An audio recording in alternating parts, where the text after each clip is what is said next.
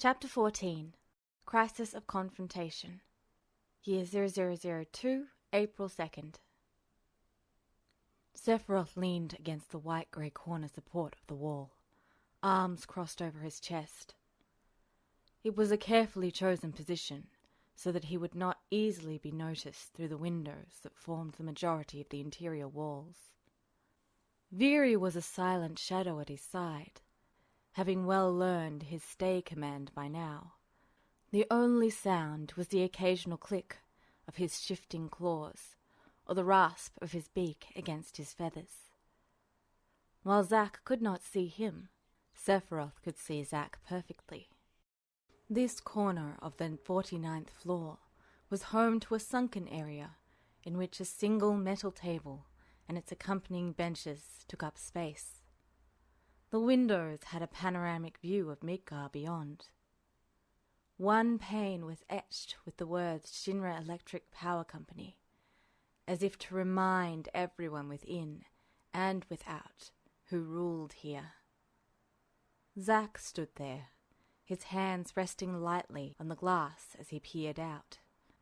Buster sawed a heavy weight on his back. There was only Zack and the potted plants, though Sephiroth suspected they wouldn't be alone for long. It wasn't often that Sephiroth visited this floor, and it was even more rare that his visits coincided with the pair being here.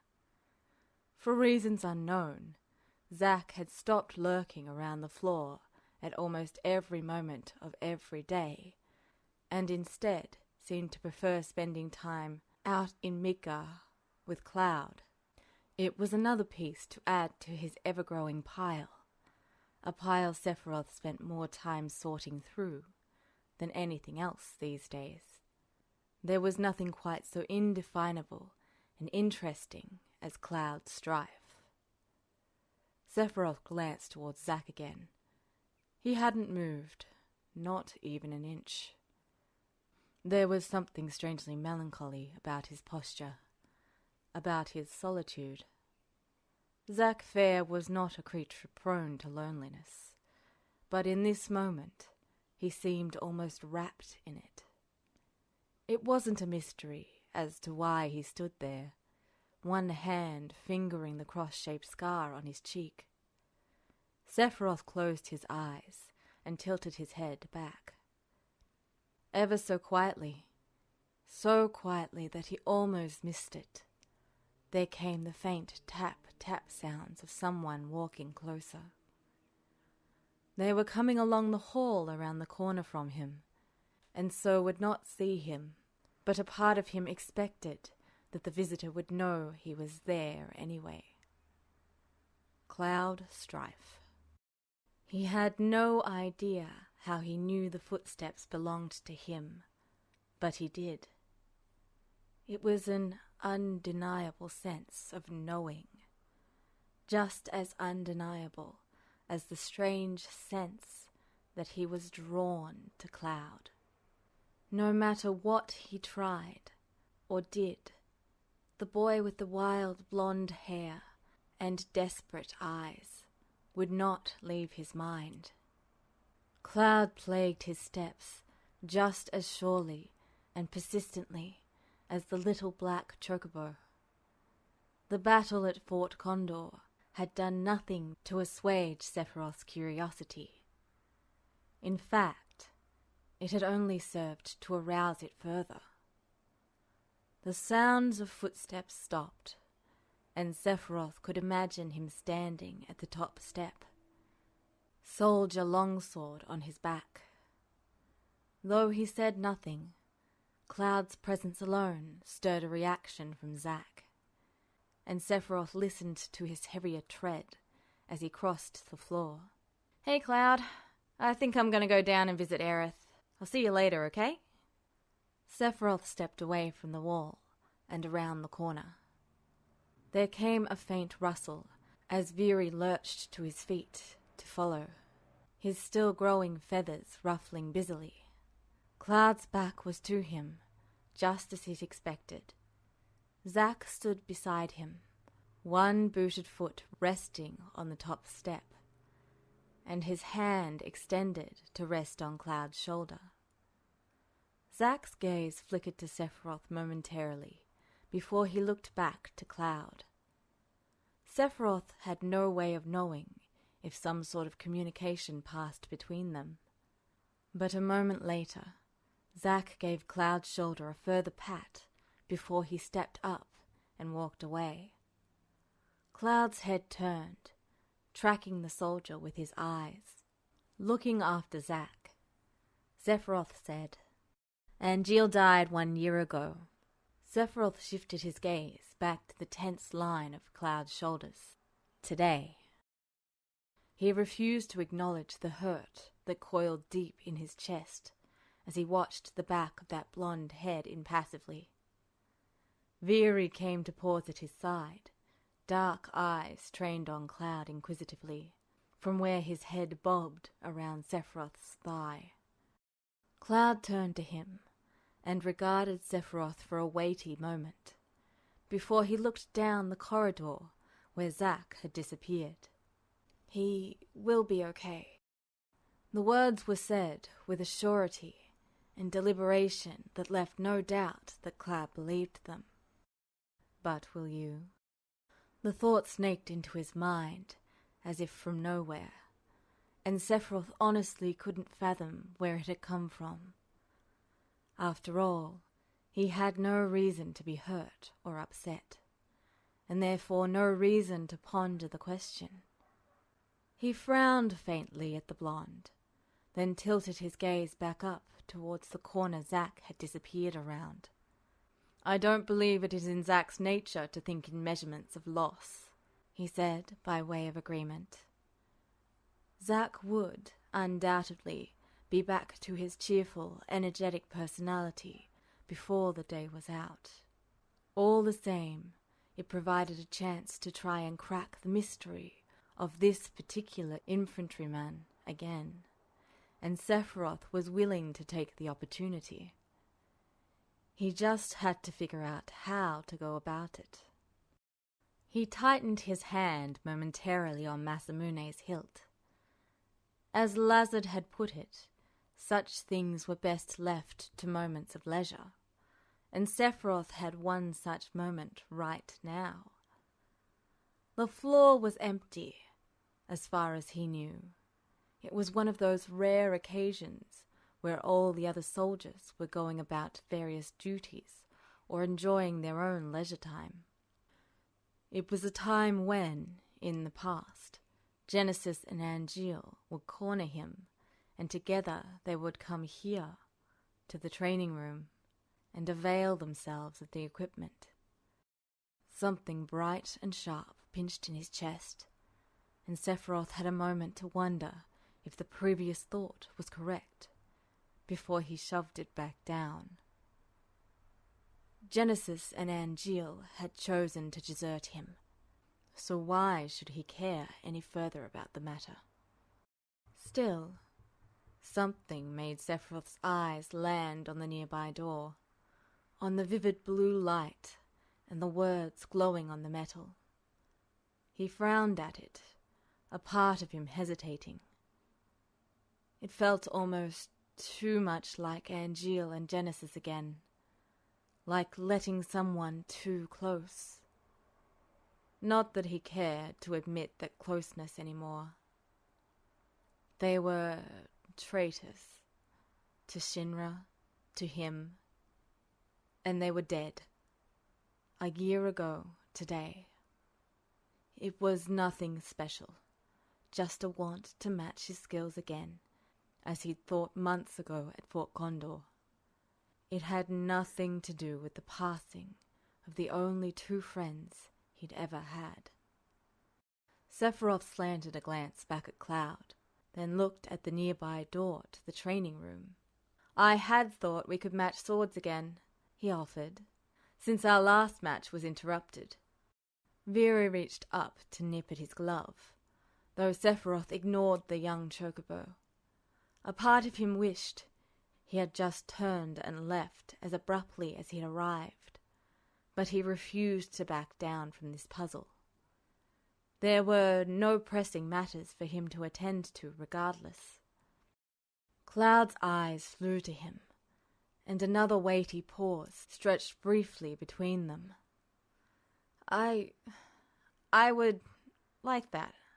His voice was quiet, hesitant, but he met Sephiroth's gaze steadily. While the response was positive, and Cloud's stare challenging, and perhaps just a bit betraying of his interest, it wasn't the sort of undiluted excitement that Sephiroth had seen displayed in others at the mere prospect of his presence. It was a fact for which he was undoubtedly glad, and another piece of the infinite mystery before him. This layered itself over the boy's previous displeasure at being in his presence at all, and made him more curious still. A part of Sephiroth had wondered if Cloud's distaste for him had stemmed from an urge to see him dead, if he were here to seek his demise. It was an idea that had been summarily discarded in the light of the boy's utter reluctance to engage him. Surely he'd have taken an opportunity to try before now. He certainly seemed to have the skill, and yet it was Sephiroth that was approaching him. No matter. It was a theory that still had merit, and perhaps he would find out whether it was worth further consideration today. He stepped past Cloud and made his way towards the door to the training room. Behind him, Veery warbled a greeting. Sephiroth keyed the door open and stepped into the control room, and was pleased to find his assumption correct. The usual cadre of researchers who worked there were absent, leaving it as barren and empty as the rest of floor 49. Despite the lack, the large screens at the far end of the room were still on, displaying the inner workings of the training room itself. Sephiroth ignored them, and instead stepped up to the control panel mounted on the wall, and used his passcode to access the full controls and settings of the program. He hesitated a moment before shutting down the record feature, just as Genesis or Angeal used to do. "This is for fun," Genesis would say, as if that explained everything. "Besides, the world doesn't need to see you get dethroned until I'm ready to put on my best performance." Angeal would snort softly in amusement, a chuckle riding his voice. "He just means that it isn't about your skill level. We want to do this because you enjoy it, and we're your friends. It's all about relaxing and letting loose for a little while." He turned to Sephiroth and grinned faintly. "Just for a little, that's all." Sephiroth frowned at the screen. He could still see the registered dates for that fateful event etched there. He didn't access the facilities often enough for it to have been wiped from the system yet. 8-23-0000. Junong Canyon. Class 0. No enemies. Operatives. First Class Hewley. Rhapsodus. Sephiroth. Session runtime 20 minutes. He wrenched his gaze away from it and keyed in the commands for the new session. Set it to Class 0 with no special features. It wouldn't be necessary. He hesitated again to select the setting. After a moment, he made his choice and turned away as the locks disengaged, the keypad beside the door flicking from red to green. He paused, looking to the chocobo that had been gleefully entertaining himself with his current companion. "Veery," he said firmly. The bird turned towards him, all awkward gangly limbs and a messy mixture of down and incoming feathers. He warbled cheerfully as he came to heel. Sephiroth reached out and placed a hand lightly atop the bird's beak. "Stay." Veery gave a soft queh, large eyes blinking. Sephiroth fished a chocobo lure from his pocket and dropped it to the floor, knowing it would serve as plenty of entertainment for his strange pet. The chocobo immediately lost interest in him to chase the little purple sphere across the floor, where it promptly rolled under a terminal. Sephiroth watched the bird hunker down and begin trying to work out how to retrieve it, then turned his gaze on Cloud. "If you're prepared." Cloud gave a brief, jerky nod to Sephiroth in answer, and followed him through the door. Inside the small antechamber, Sephiroth stopped to select one of the headsets. While they weren't necessary for the virtual reality features utilized in the room, they did allow for more mobility in a given scene than relying purely upon the room's own overlays. Without them, the setting was always a great deal more stationary and not quite satisfactory. As Cloud selected one of the headsets, Sephiroth turned and strode out into the training room. The floor glowed vivid white beneath his boots as he came to a halt in the middle of the large room. Withdrawing his phone from one pocket, Sephiroth thumbed over the screen that worked in conjunction with the training room. There he selected the accept command, and around them everything rushed with glowing blue as the room proper went dark and the system kicked in. He pocketed his phone with a single fluid movement and caught up the headset once more. He brought it up to settle into place. It came to life immediately, revealing to him the ambient metallic green Mako glow of Midgar. The city spread out below them, a riot of small, insignificant lights as they seemingly stood atop the Shinra building itself. Nearby, the helipad was surrounded by blinking lights, and a metal grating edged the roof. Sephiroth tightened his hand on Masamune's hilt. Then, with an easy, familiar motion, he brought the sword forward in a gleaming arc. He held the blade loosely in his hand as he turned to face Cloud in a swirl of silver hair and rustling black leather. Despite himself, Sephiroth could feel the corners of his mouth kick up in anticipation of the challenge. Too often he did nothing more than jump to the president's command and lay waste to pointless grunts.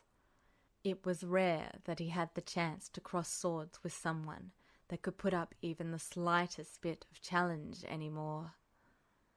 Masamune sung as Sephiroth slashed the blade sharply through the air, the tip of the blade coming to rest against the simulated concrete. It was an invitation and a challenge. Come if you dare, wrapped all into a single, simple movement. Staring across the intervening space at Cloud, he tilted his head to the side, the ends of his long fringe whispering against his cheek. "Well," Sephiroth said lowly, "I suppose I owe you." After all, he had struck first, and without invitation the last time. He lifted his right hand, fingers crooked. "Your move, Cloud." Turning his head more fully in Sephiroth's direction, Cloud drew his own sword. Over the blade, he surveyed their surroundings, much as Sephiroth had seconds ago. Then, for a moment, Cloud met Sephiroth's gaze. Sephiroth's eyes widened slightly in surprise as Cloud turned and sprinted for the edge of the roof, then jumped off, falling quickly out of sight. The tactic was unexpected. Genesis had always met him head-on, with Angeal shortly at his heels. His enemies had always fallen by the wayside swiftly. With a sudden grating sound, the concrete to his side abruptly ruptured, and the roof beneath his boots shuddered. With agonizing slowness, the section of the building he stood on leaned and began to give way. Sephiroth stood still, letting it take him with it. As gravity at last took hold, and it began to drop at a more alarming rate, he flowed into motion. He darted towards the edge, near where Cloud had jumped, the mass of steel and concrete tilting under him. As he came to the edge, Sephiroth pushed off, gaze immediately seeking and finding the bright fleck of golden blonde that crowned his opponent, where he continued to fall. Sephiroth jerked his head slightly to one side, the corner of his lips curling upward in a faint smirk. The only sound in his ears was the flap of his coat and the groaning, grinding roar of the shattered building. Is that all? Roughly, he jerked his right hand upward. A simple thought was all it took to bring one of the materia in his bracer to life, and frost began to sparkle along the edges of his glove. Lashing out, he swiped his hand across the space before him. The spell formed jagged spears of ice that crystallized mid-air before flinging themselves towards his opponent. Sephiroth brought his hand back down to join his other, clasped on the hilt of Masamune. He angled the sword before him as he fell towards Cloud in the wake of his magical attack. He'd promised not to underestimate him, after all. It was time to see if Cloud's strife would live up to the promise of those desperate, wild eyes. Cloud brought his sword up, letting the first of the ice spears shatter against the flat of his blade. Sephiroth could see him use the momentum to twist away from the other two, and shifted his grip on Masamune. He'd have to change the angle to compensate. Cloud got a foothold on one of the icy shards and pushed off it, then the other, and propelled himself closer to the building. It was a tricky maneuver. The entire thing was tricky, and he couldn't help but wonder at the boy's skill. With a raging shriek of metal, ruptured concrete, and shattering glass, a great twisted spike of material slammed out of the side of the building at Sephiroth. The form of it was easy enough to recognize, a well-cast earth spell. Though the magic skill had nothing on what Genesis could do, it was certainly uniquely inventive. Still, it proved as nothing in the face of Masamune. A second spell flared up before him, a heartbeat later, too late for him to avoid it. Black, with a pulsing, vivid core, the spear of the gravity spell bloomed before him.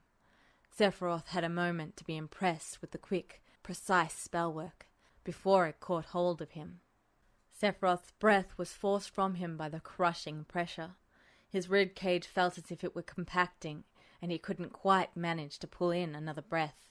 Red and black spots danced before his eyes, and a second later he gasped sharply when his back hit the solid surface of thick, reinforced glass when the spell flung him into the building's window. It cracked and gave way under the force of the blow, and he found himself sliding across well-polished tiles. Using a hand and his own momentum, Sephiroth flipped himself onto his feet, Masamune's long blade scarring the floor. He took a moment to stand there, hunched and coughing as his lungs worked through the strain they'd endured. The ache faded quickly. He supposed he was lucky that the window's steel security shutters hadn't been closed. He lifted his head, and there came a faint tinkle of tiny glass shards falling from his hair and shoulders. He darted a glance around him, right hand rising to brush more shards from where they caught in the thick leather of his coat. It took a bare moment for him to recognize the floor. The 44th, just below Shinra's private and highly secured archives. It was one of the many security levels, a buffer between the outside world and Shinra's precious information. Unlike the research library several stories above, the archives had information so classified that even Sephiroth wasn't given free rein of it. The space he'd landed in itself was unremarkable. Off to his side, there were a few scattered tables and chairs, and against the wall, a vending machine. A break room for the staff that kept watch here. Turning on his heel, Sephiroth strode towards the door at the far end and jammed the button to open it impatiently. The large space beyond was given over to a multitude of screens covering stairwells, elevators, and floors themselves. The chairs before the consoles were empty and unused, the smattering of tables up the center free of the usual mess of papers and notes about faulty cameras, shutters, and the other issues with the building's security. It was as he was striding towards the elevators at the far side of the room that motion on one of the screens caught his attention.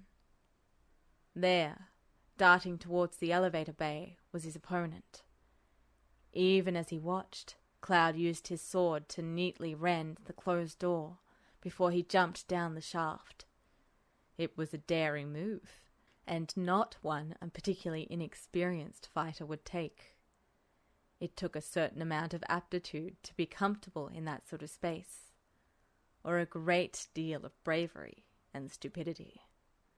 Sephiroth wasn't quite sure which he would ascribe to the boy, not to mention the precise bodily control required of soldiers to fall, jump, and move as Cloud did. All the same, this running was needling the edges of his nerves. He wanted a confrontation, not a chase, though he could admit to garnering a certain thrill. Genesis had never been keen on games of cat and mouse before he deserted. In their sparring matches, his old friend had always come at him harshly, the ring of their blades echoing in his ears. Sephiroth had only needed to step forward when he chose to go on the offensive rather than amuse himself with blocking Genesis's attacks. Sephiroth crouched down, leather coat pooling around him, and Masamune carefully angled to keep the long blade out of his way. Pressing the fingertips of his right hand to the immaculate tiles, he called life to the green sphere of one of the materia set in his wrist bracer. It nearly glowed white-hot as he poured power into it. A trick of perception, though it was. It wouldn't do to damage the real Shinra building, after all. At first nothing happened. Then the floor heaved beneath his boots. Had his center of gravity not been so low, it might have pitched him to the floor. As it was, it merely made him jerk, his silvery hair fluttering over his shoulders. Cement dust trickled from the ceiling, and a twisted, aching groan of steel and metal echoed around him from the walls and floor. Muffled by the walls between him and the other room, he could hear the sound of shattering glass as the constant shaking made the windows give out. It wasn't until the building's alarm klaxons began to sound, red lights flashing in the disorientating mess, that Sephiroth swiped his hand across the floor and stood, ending the spell. He turned on his heel and strode towards another door off the room, which he knew led to a security access stairwell. There was a certain vindictive pleasure in knowing he was frustrating Sephiroth. Cloud fought to keep the smug smirk off his face as he watched Sephiroth break through the Shinra's windows. From the start of this fight, Cloud had known Sephiroth was underestimating him. This wasn't a test of skill, no matter what he said. Sephiroth was trying to distract himself, and Cloud was a convenient outlet. And that irritated Cloud. Whatever Sephiroth's ultimate goals for this was, Cloud was determined to make him work for it. It also gave Cloud an opportunity to test Sephiroth, to see if any of his and Zack's preparations were worth anything. As such, Cloud quickly angled himself towards the building, breaking through the window in a shower of glass. He rolled to kill some of his momentum, using the rest to propel him onto his feet to dash through the office. Sephiroth could too easily leap out the window to re-engage if Cloud just let himself fall in the open. He needed another way down that was hidden from plain sight. He wasn't familiar with this particular level, but he knew where the elevators were. With every step, he expected Sephiroth to come flying at him, Masamune at the ready. but all was silent in the empty building. He made it to the elevator without mishap, a fact that both pleased and worried him. Apparently his spell trap combo had been enough to distract Sephiroth's attention, but that also meant that Cloud did not know where the man would appear from next. There was a feeling of Sephiroth, nearby and all around, because of the man's physical location to him, and the distorted perception the training room equipment gave.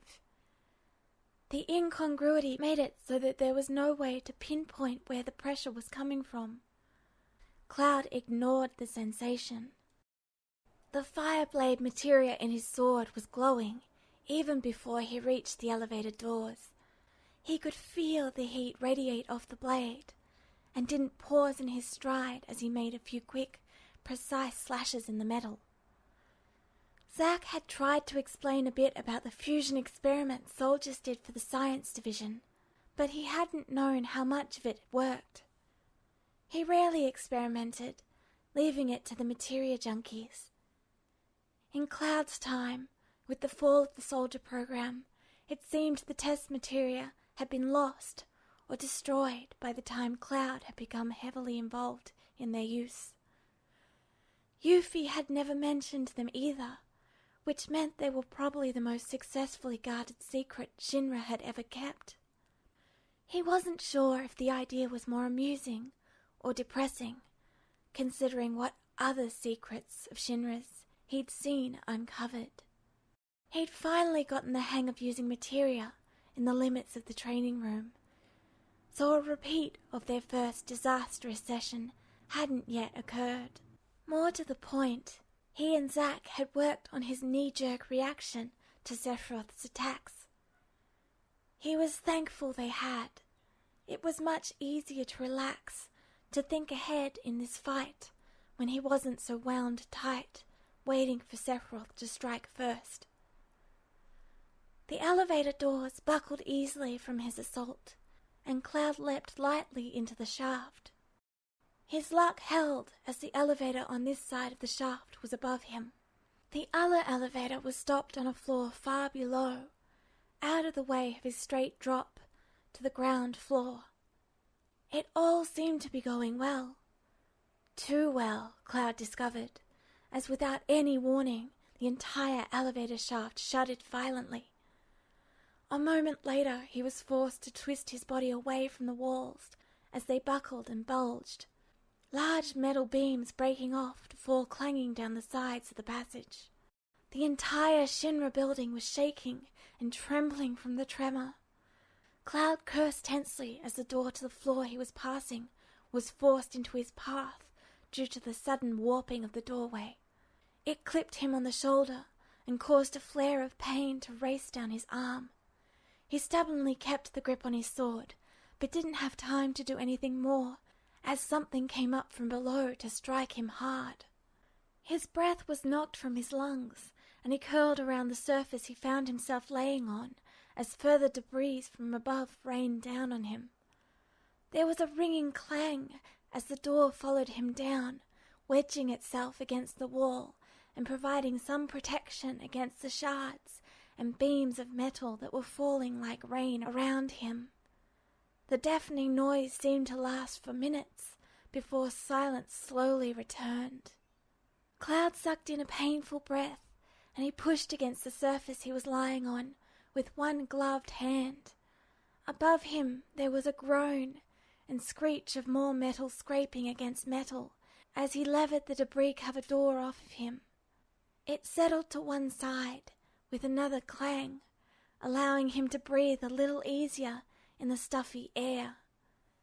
There was no immediate rush to indicate Sephiroth's presence, so Cloud allowed himself to sit up slowly and take in what exactly had happened. The surface he'd landed on wasn't the ground floor, as he expected. Rather, it was the side of the neighboring elevator, a heavy dent marring the metal where he'd struck it. It had been forced sideways in the shaft and was half embedded into one wall, the opposite wall having bulged out into the passage. Cloud cast a leery look up the mangled elevator shaft.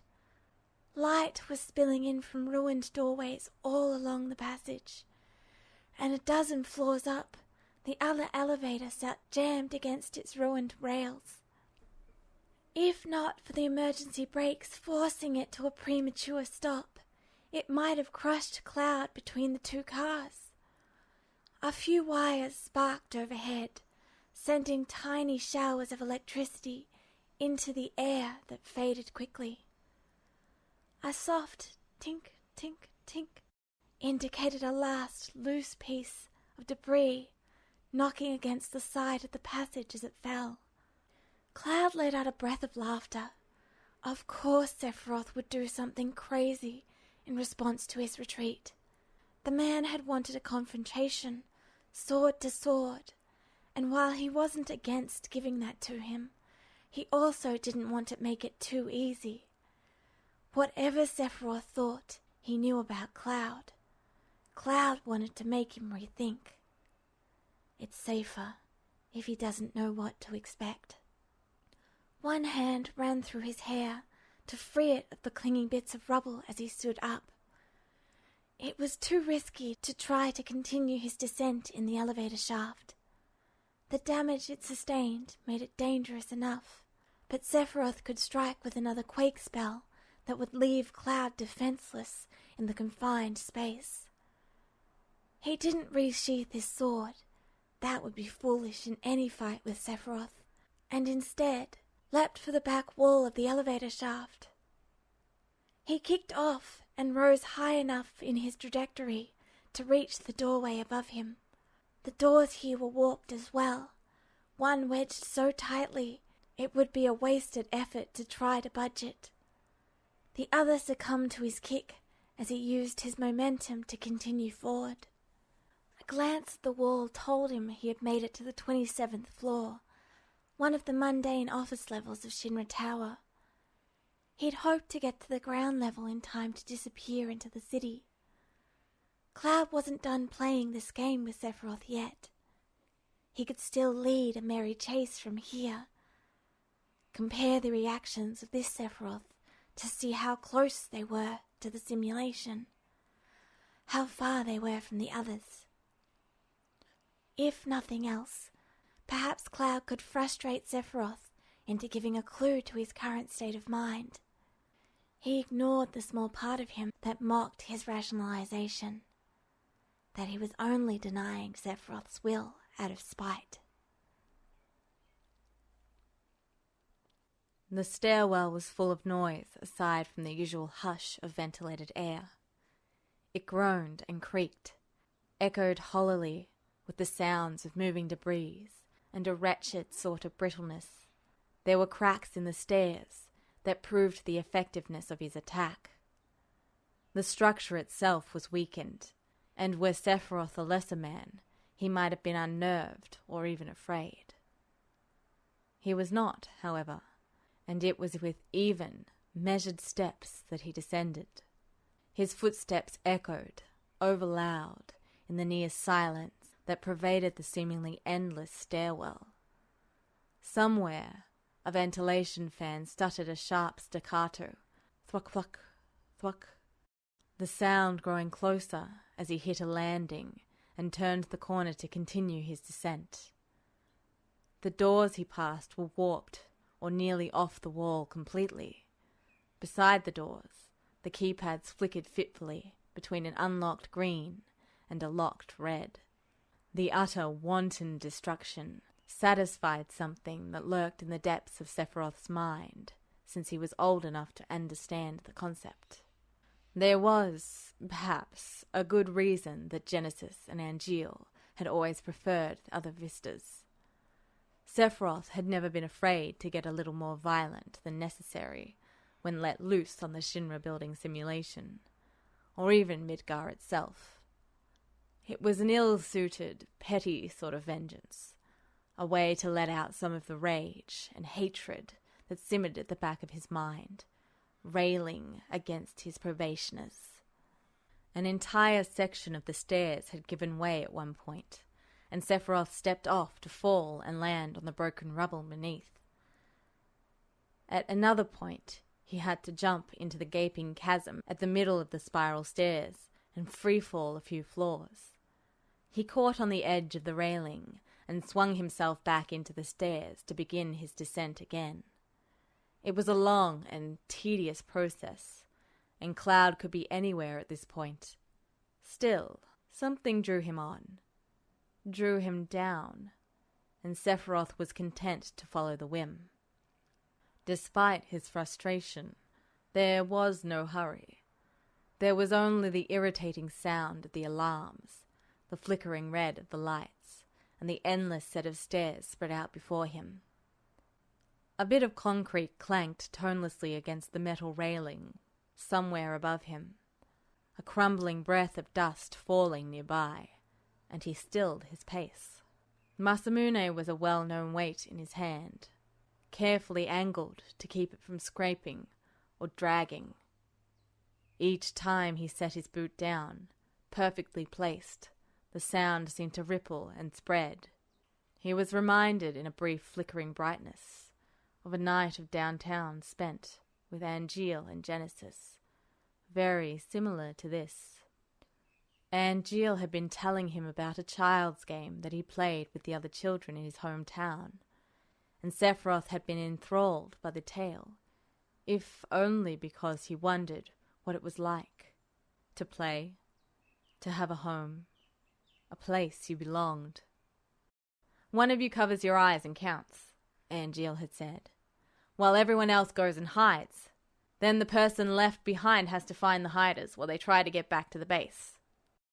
Sephiroth had likened it to war, and had said, "It's like you're trying to conquer an enemy fortress. You have to sneak in as they try to find you." He could still remember the look Angeal had given him, oddly strained, but he hadn't known what to do with it then. Sephiroth still doubted he would have done anything different than he did. He'd just given him an answering, blank stare, and turned to Genesis as he sighed and snapped his book closed. That sigh usually meant he was irritated and was ready to give up his poems for sword practice. That was something Sephiroth understood a great deal better. He'd never quite known how to speak to the pair of them when they were like that, speaking of their childhood so carelessly. Genesis with his caustic indifference, and Angeal with nostalgia. He could understand neither, for Genesis's distaste had seemed like wastefulness, and Angeal's nostalgia was as far from his own bitterness as the sky from the earth. At last Sephiroth paused on the final set of stairs, the landing spread out before him. He turned his head slowly towards the nearby door. The twisted metal wreckage creaked weakly, swaying as a faint trickle of air escaped around it. "He's here." The office door was filled with the strange silence that came with the absence of life. There were no ambient sounds of the city below, no sounds of other humans in the building. The simulator had no need to emulate what wasn't there. Cloud's boots whispered softly against the ravaged carpet.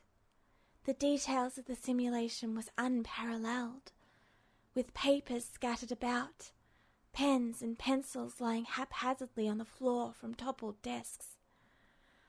There was even dirt from an overturned pot plant marring the once pristine office floor. The building groaned from the structural damage, standing strong despite the battering it took. It could, he well knew, take a catastrophic amount of punishment without falling. The lights overhead flickered as electricity shorted every few seconds. Paying the carnage no mind, he made his way towards the stairwell on the far side of the office. When he and his friends had made their rescue attempt on Aerith, he'd vetoed taking the long flight to the higher floors of Shinra, too impatient to find Aerith and get her out. They'd already spent too much time making it to the Shinra Tower itself, and he'd been worried, with good reason, it turned out. He wished now that he'd chosen to take the stairs. if only because he was uncertain if they'd have survived the earthquake, or if, like the elevator shafts, they were too unstable to use. As he passed around a still-standing wall from a cubicle divider, the door to the stairwell came into view. It was caved in on one side, one of the hinges having been torn out of the wall completely. The upper hinge was hanging on, if barely, and keeping the door upright. It would be easy to kick it in, but something made Cloud pause. He continued his approach with more caution, his boots now making no noise against the carpet. A soft, rhythmic sound echoed against the concrete walls of the stairwell, becoming more audible the closer he came. The sound of boots stalking downward. Pressing his lips together, he leaned against the wall next to the door, where he could easily hear the approach of those even footfalls. He only had a small window of opportunity to decide what to do before Sephiroth reached this floor. Hiding wouldn't work. Sephiroth was too sensitive in a fight for that to be an effective strategy. A faint memory encroached on Cloud's consciousness of a confident young woman with a love of technology. It had been too soon after his recovery from Mako poisoning, and he'd been distracted by the suspicious and jealous looks Tifa had been sending him. But he could still remember Jessie's vibrant voice and enthusiastic explanations on a variety of ways to create explosives, like the one they'd used to blow up the reactor. Wasting no more time, Cloud activated the materia in his wrist bracer. For a moment he closed his eyes, concentrating on that overwhelming feeling of Sephiroth, so he could steady himself and fortify his resolve against the pressure. Then he crouched down, carefully casting a stop spell at the base of the wall. The spell was faintly visible, a bubble of shimmering air, a little larger than his fist, frozen out of time. It was a tricky bit of spellwork to anchor the spell in place without a target for the magic, but it was the best he could do with no practice. A quick gesture and casting of a second spell, and a tiny spark of red appeared in the center of the stopped time. Cloud let out a breath of relief. It looked like the simulation room was able to replicate the unusual application of spells as well as it could normal casting. The fire spell hung dormant in the time spell. When the stop faded, it would expand quickly into a crude but convenient time bomb. Ghosting silently away from the stairwell, his eyes roved around the ravaged office space as he prepared another spell. By itself, the spell combo would do little damage. More, however. The pressure of Sephiroth was growing in the back of Cloud's mind as he laid down more spells, placing them behind whatever cover he could find. It was unlikely Sephiroth would notice the small sparks in the general destruction of the rest of the building, but Cloud knew better than to underestimate him. There was an aisle from the stairway door to the opposite bay of the broken windows that was clear of large debris, leaving a straight corridor between the windows and where Sephiroth would enter the room. Laying one last spell trap, Cloud moved quickly to the busted windows. The distant wails of the klaxons from the ground mixed with the searching floodlights, and a judicious glance outside gave him a landmark for what lay below. Glass crunched under his heel as he turned to face the stairwell, and he brought his sword up in a defensive position. He's here. The doors exploded inward, pieces embedding themselves in cubicle walls and the soft carpet. Sephiroth stepped regally into the room, and Cloud forced himself not to tense for an attack. He needed to stall for a little longer, and as Sephiroth took his body language as an invitation to initiate a rush, his plan would fall through. Oddly, he found he was having fun, despite everything. There was a sense of anticipation, a thrill, as Sephiroth paced a few steps closer, his green gaze burning into Cloud as he unknowingly centered himself in the trap. Those late hours spent with Zack against the simulation had helped more than Cloud had realized. Sephiroth stopped, his black coat swirling around his legs as he regarded Cloud coolly. There was a trace of a frown on his face, a slight pinch around his eyes that Cloud fancied indicated his frustration at Cloud's tactics. Sephiroth spoke quietly, though his voice seemed overloud in the silent atmosphere. Running scared? Scared? That was the last thing he was feeling now. Cloud's mouth quirked up in a faint smirk, and he shook his head. The excitement and anticipation, the rush of challenge was thrilling. It was both like and unlike sparring with Zack. The struggle against a similar strength was tempered with the dangerous stimulant of uncertainty that fighting with Sephiroth would always carry. His voice was low when he replied, the wry grin not leaving his face. I don't fear you now. Wary, yes, uncertain of where the future would take them, but the fear that had plagued him was gone in the excitement of their conflict, and the reminder that the one he had struggled against was gone, like the others, and it was up to him to fix it so he never returned. An answering smirk spread itself across Sephiroth's face, though the irritation in his eyes didn't fade. Masamune glinted in the harsh fluorescent lighting as he shifted, his posture taking on an effortless arrogance. Ah, I see, he purred, his voice as quiet as Cloud's had been, but far more dangerous. Is that why there was such desperation in you before? Did you fear me then, Cloud? For an instant, the mocking visage of the other Sephiroth filled Cloud's mind. There had always been madness, an otherworldly touch of Genova that twisted him beyond humanity. It wasn't something Cloud had acknowledged before.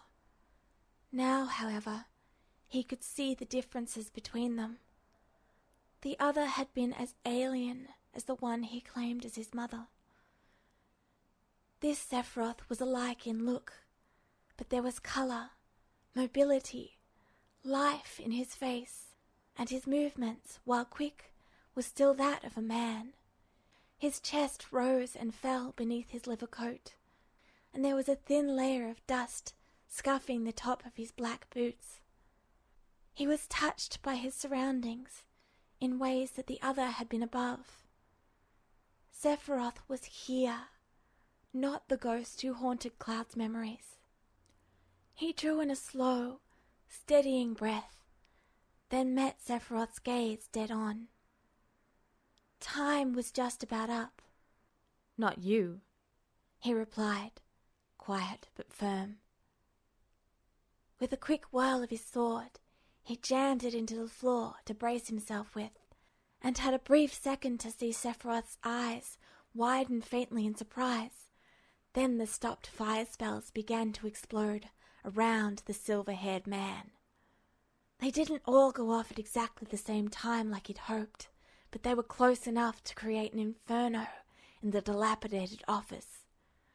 The dry wind of the explosion rushed past Cloud as he gripped the sword tightly to prevent himself from being sent flying out the window, its passage ruffling his hair and making it dance in the corners of his vision. It was weaker than he expected, possibly because the simulation room couldn't accurately represent the results. Or maybe he had done something wrong. Either way, the trap wouldn't harm Sephiroth. However, it would, Cloud hoped, give him pause. Squinting into the blaze, Cloud's breath hitched as he stared straight into a vision of the past. Sephiroth was surrounded by the firestorm, his hair whipping wildly in the buffeting wind. Perhaps it was because he'd just been reminiscing on the other, but the memory of another time shone brightly in Cloud's mind, of a maddened, knowing smile as Cloud's life, Cloud's home, burned around them. Whether it was his own memory or one he'd stolen from Zack didn't matter, since Cloud's mind could fill in details from other encounters.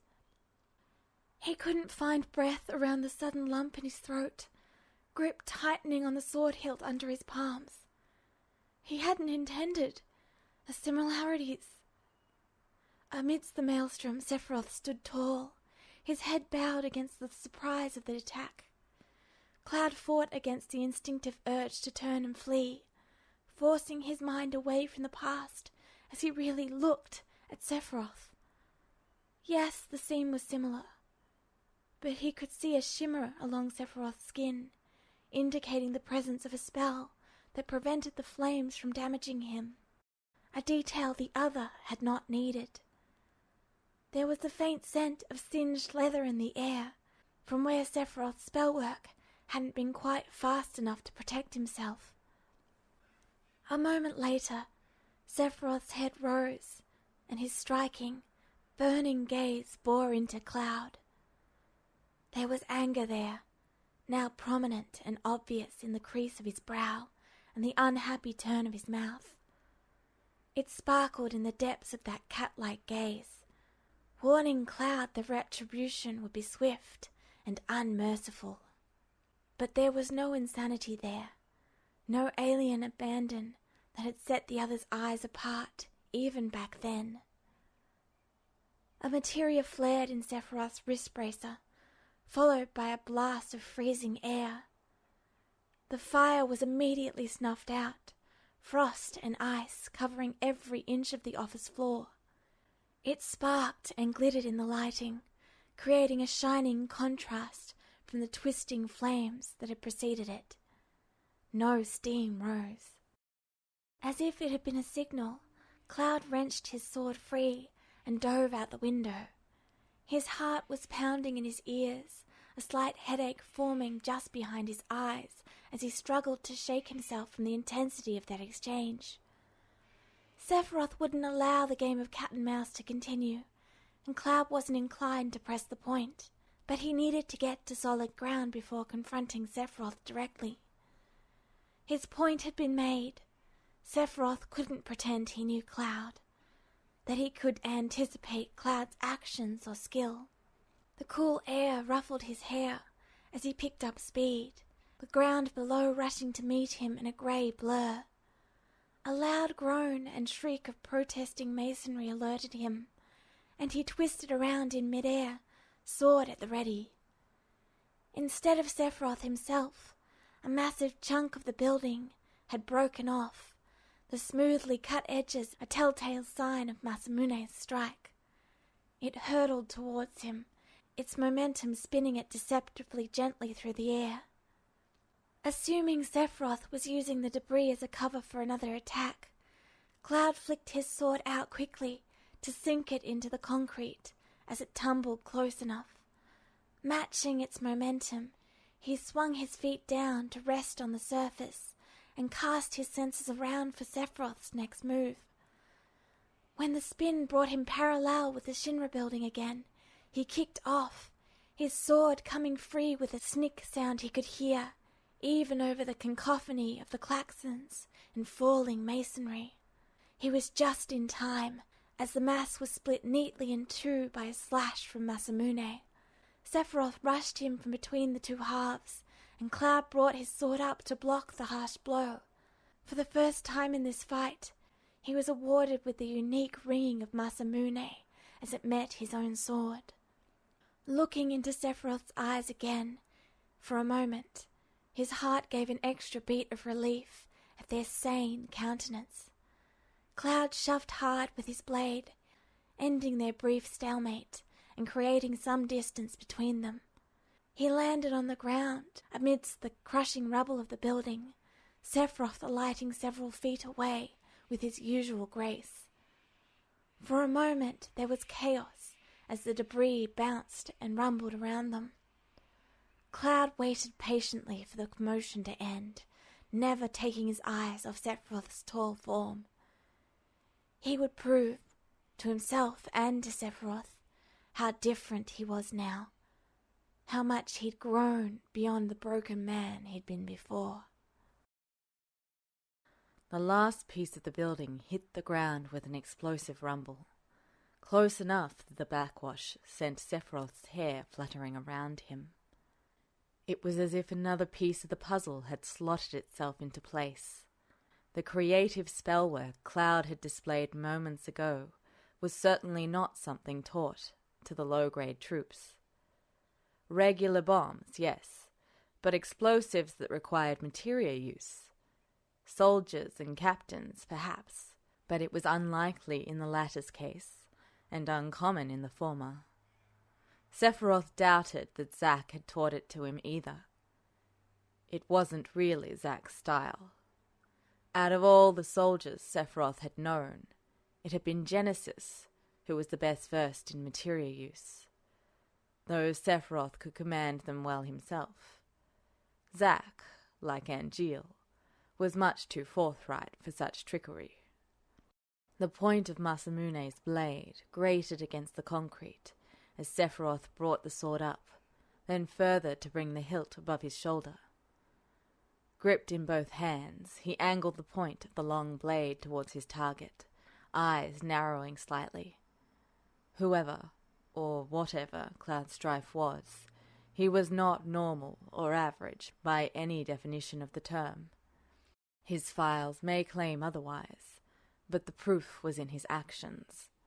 He gave himself away almost too easily, and yet there always seemed to be more to uncover. None of Sephiroth's theories fit, a daunting and aggravating fact. He would simply have to gather more information, glean more clues from the boy. Sephiroth kicked off the pavement, rushing across the distance between them. Cloud brought his sword up to meet Masamune's downstroke, and the long blade rung with an eerie, quivering note. He leaned into the impact, using his height and weight advantage to press down against Cloud's longsword. The steel of the two blades grated against each other, producing a few sparks.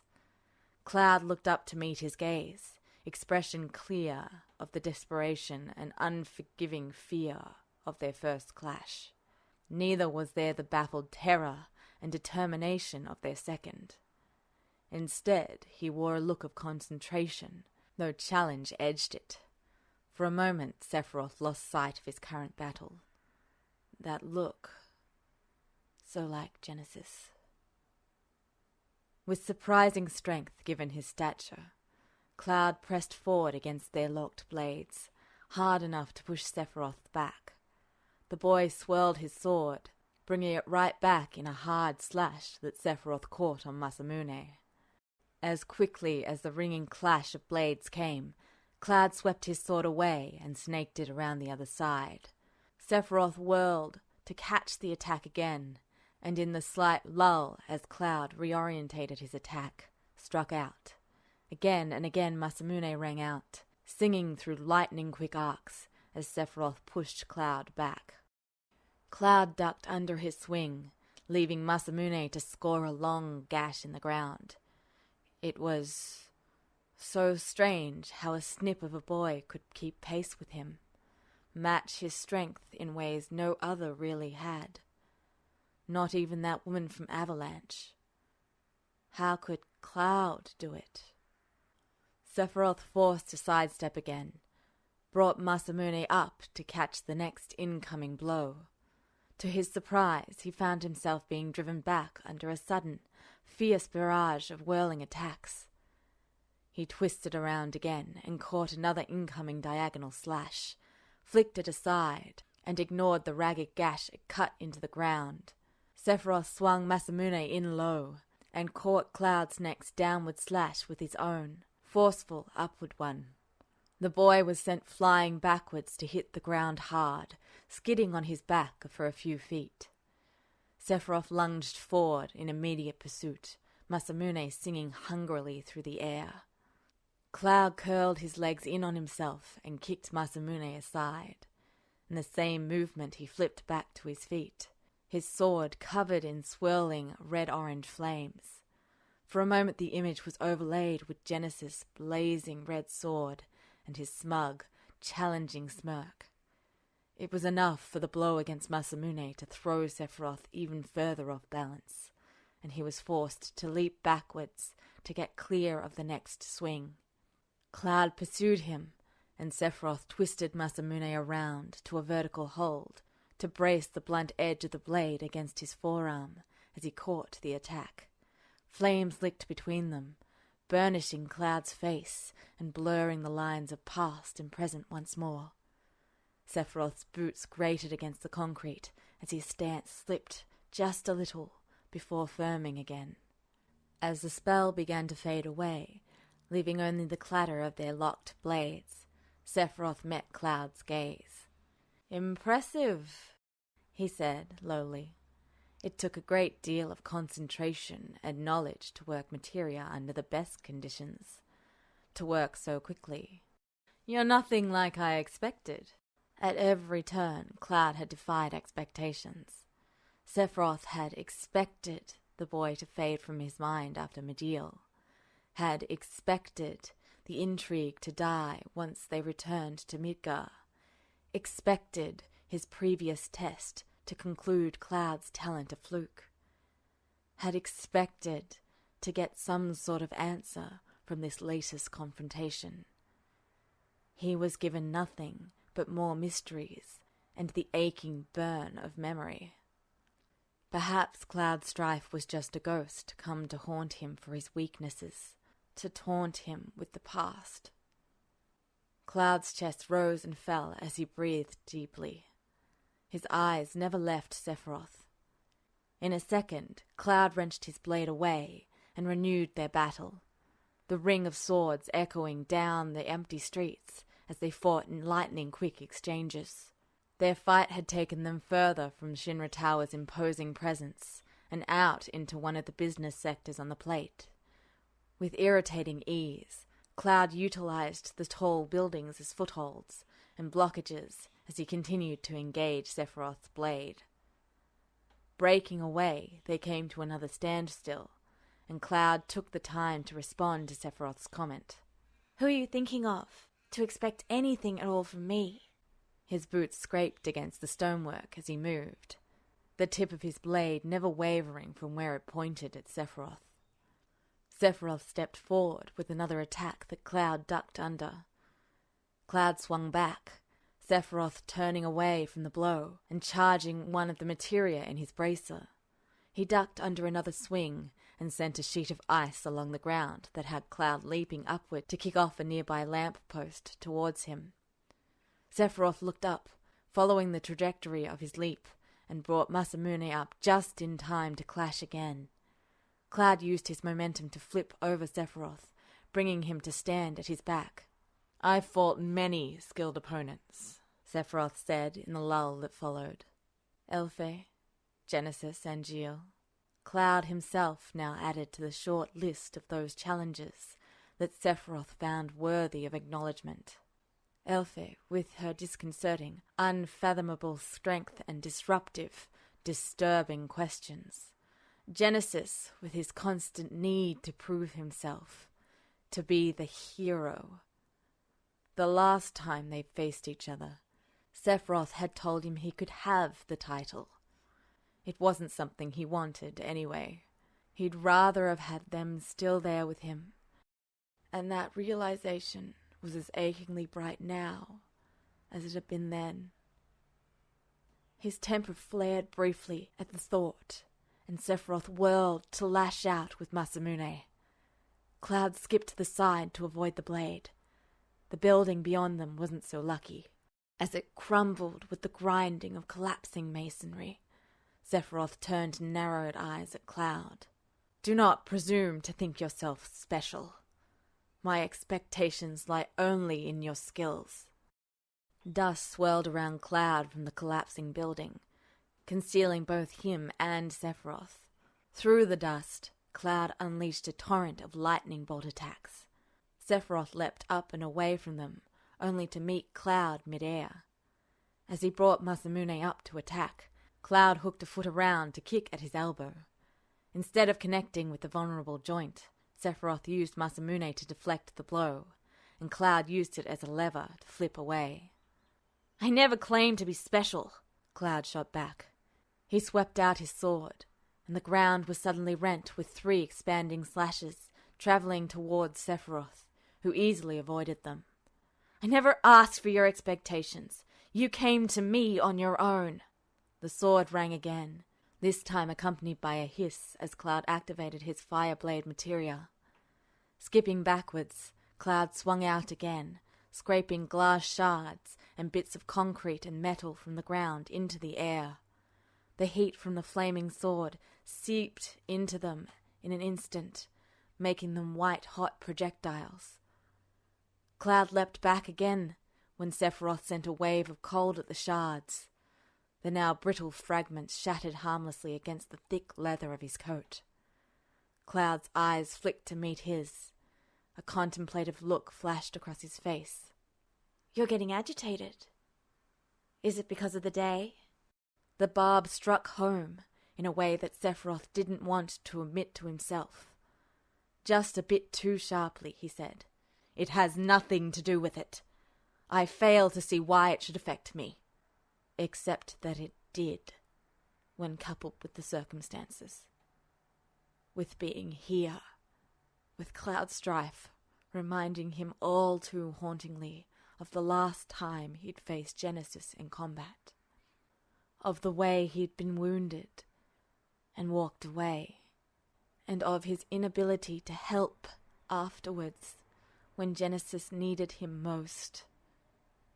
Just because he wasn't viable, because he was different than them."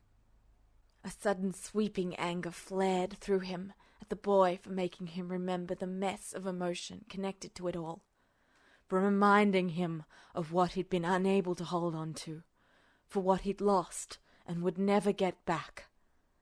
This day shouldn't mean anything to him, just as Angeal and Genesis shouldn't.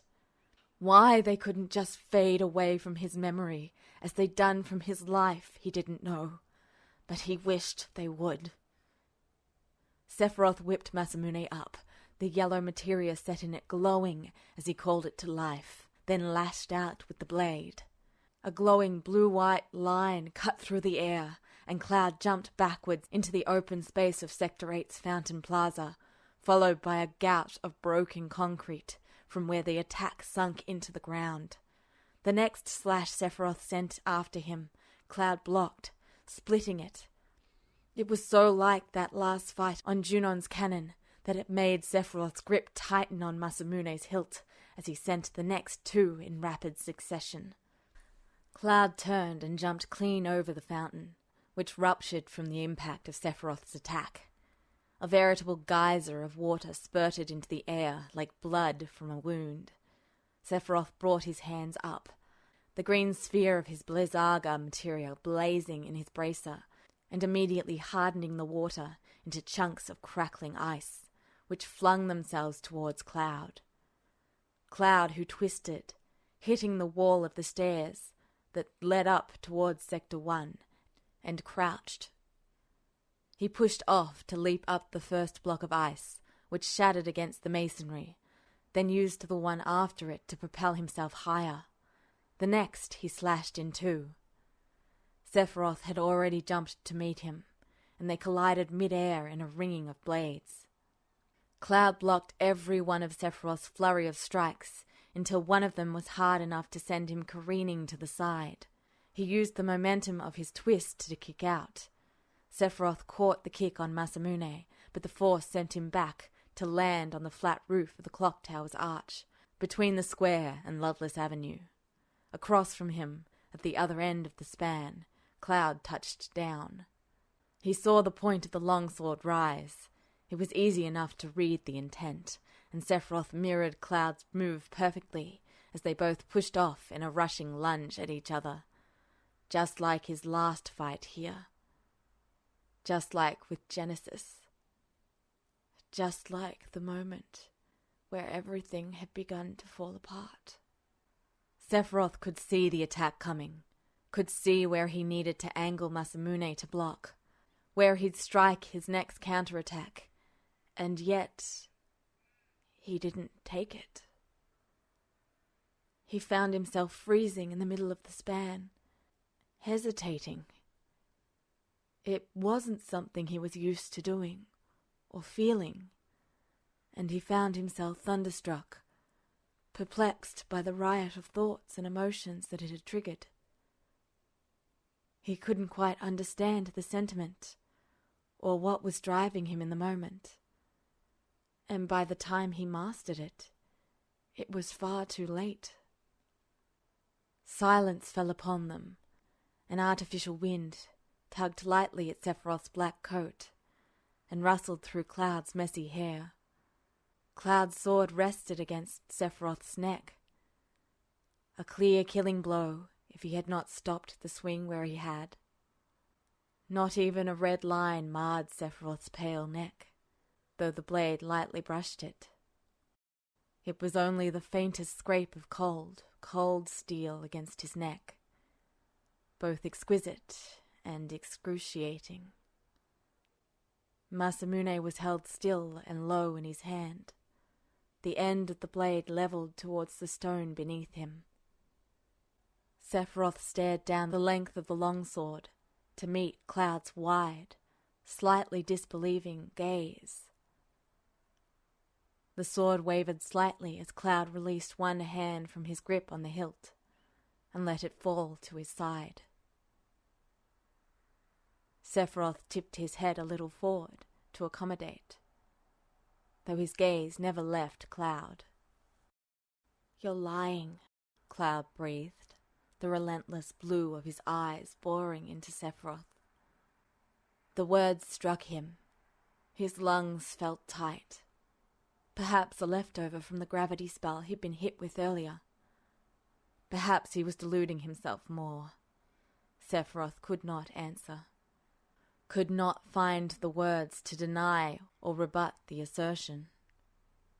All he could do was stare in utter perplexity at his own actions, and at the boy who'd seen it all with such clarity. Masamune's point dipped lower until it hit the concrete with a faint clink. The all-consuming silence of the simulated Midgar swallowed everything up hungrily. A sudden, bellowing roar ruptured the quiet, and Cloud jerked, pulling his sword away too late to avoid nicking Sephiroth's skin. It seemed that Cloud's strife had a talent for making him bleed. Sephiroth turned to look down into the empty, neon-lit streets of Loveless Avenue, just as a massive, purple-skinned beast skidded around the corner, into the straightway towards them. It didn't even pause as it scrambled for traction, and rushed towards their position, huffing and snorting. The behemoth propelled itself off the street towards the arch of the clock tower, in a powerful leap that made the structure shudder. Sephiroth swayed slightly to keep his balance as the beast clawed its way up towards them. The sound of masonry clattering to the street below was audible as massive claws gouged it away. Then it was there, its huge front paws clearing the top of the span and bringing with it a wild mane of rugged red fur, 2 forward-curving black horns, and a pair of yellow glowing eyes. The wash of its breath as it snuffled, wet and loud, was hot and foul, and made Sephiroth's coat and hair flutter as he stared at the beast. He narrowed his eyes, unmoving in the face of its violence. With another bellow, it levered itself the rest of the way up, and flung itself at them without pause. From the corner of his eye he could see Cloud roll out of the way of a massive paw, and turn to face it again. Sephiroth brought Masamune up, and caught the beast's charge on the flat of his blade.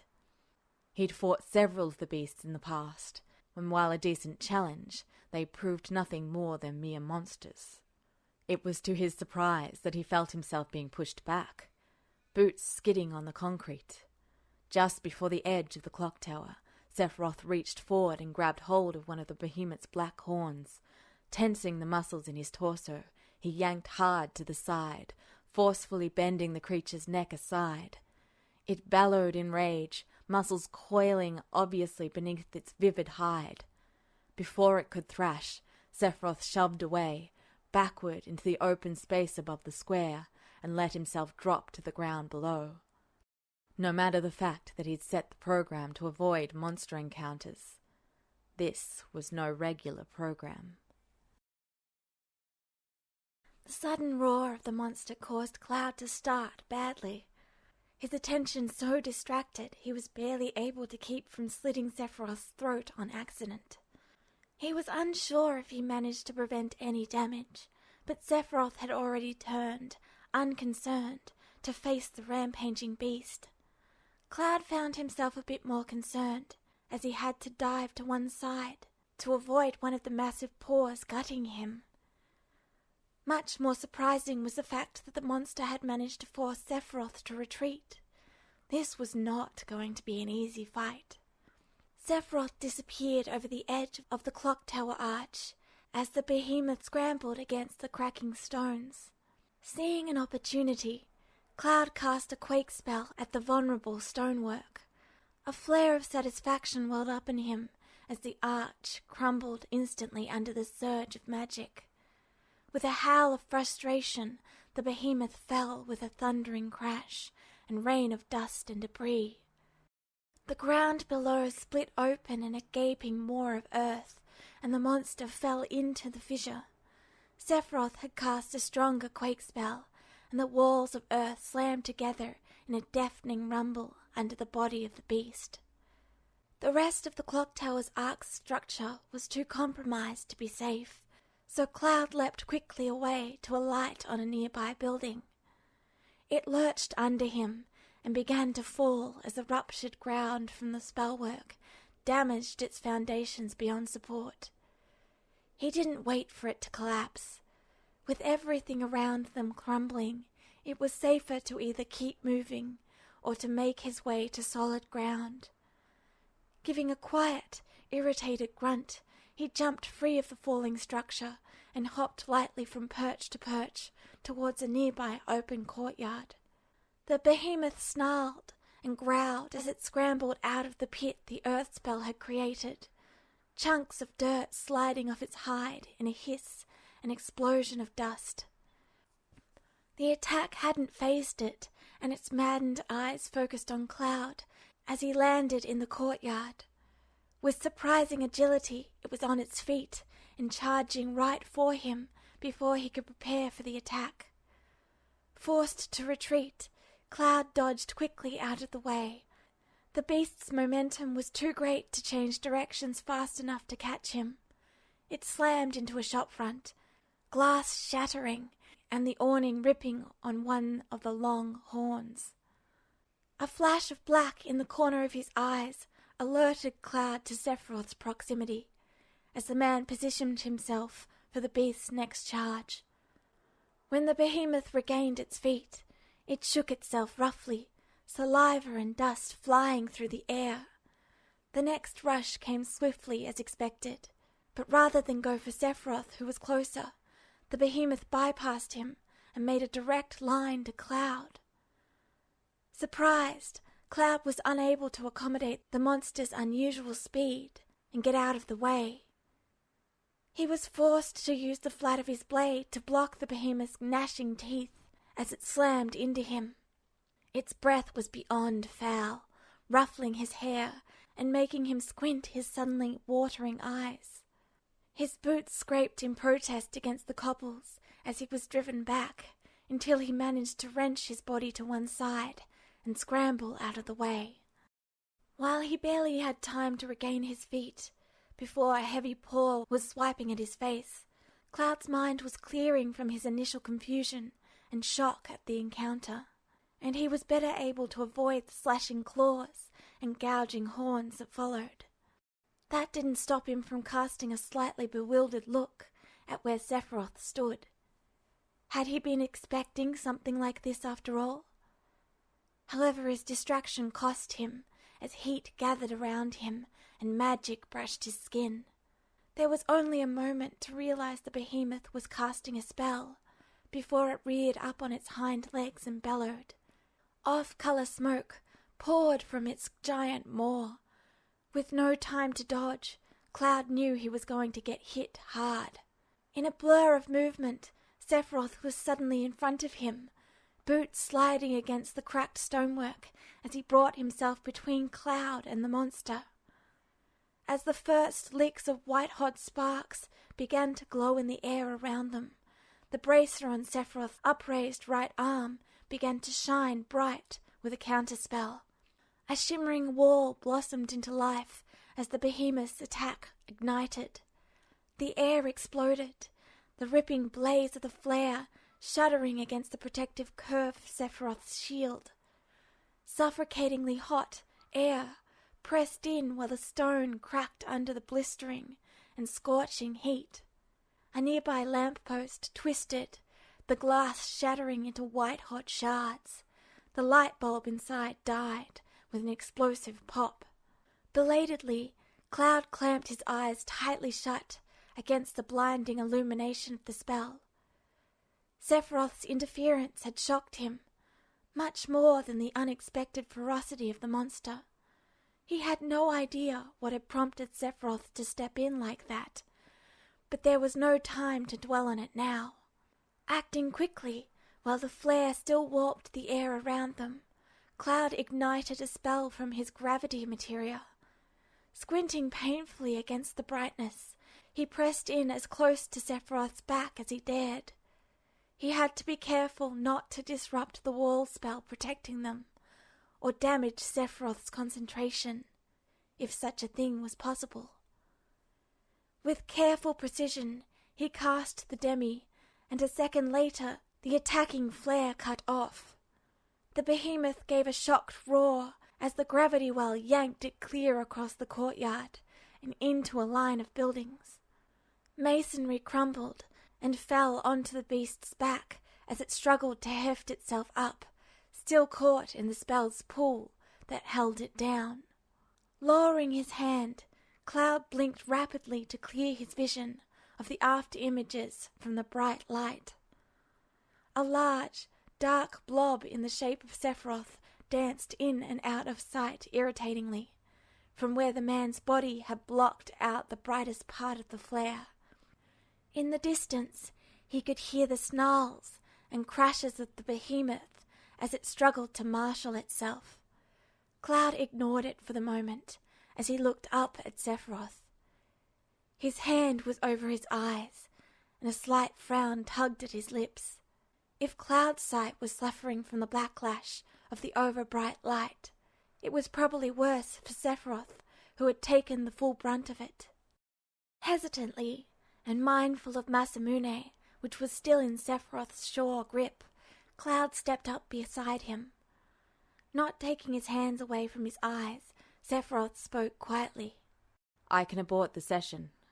Cloud tilted his head slightly at the offer. Who was that for? Certainly not for Sephiroth himself.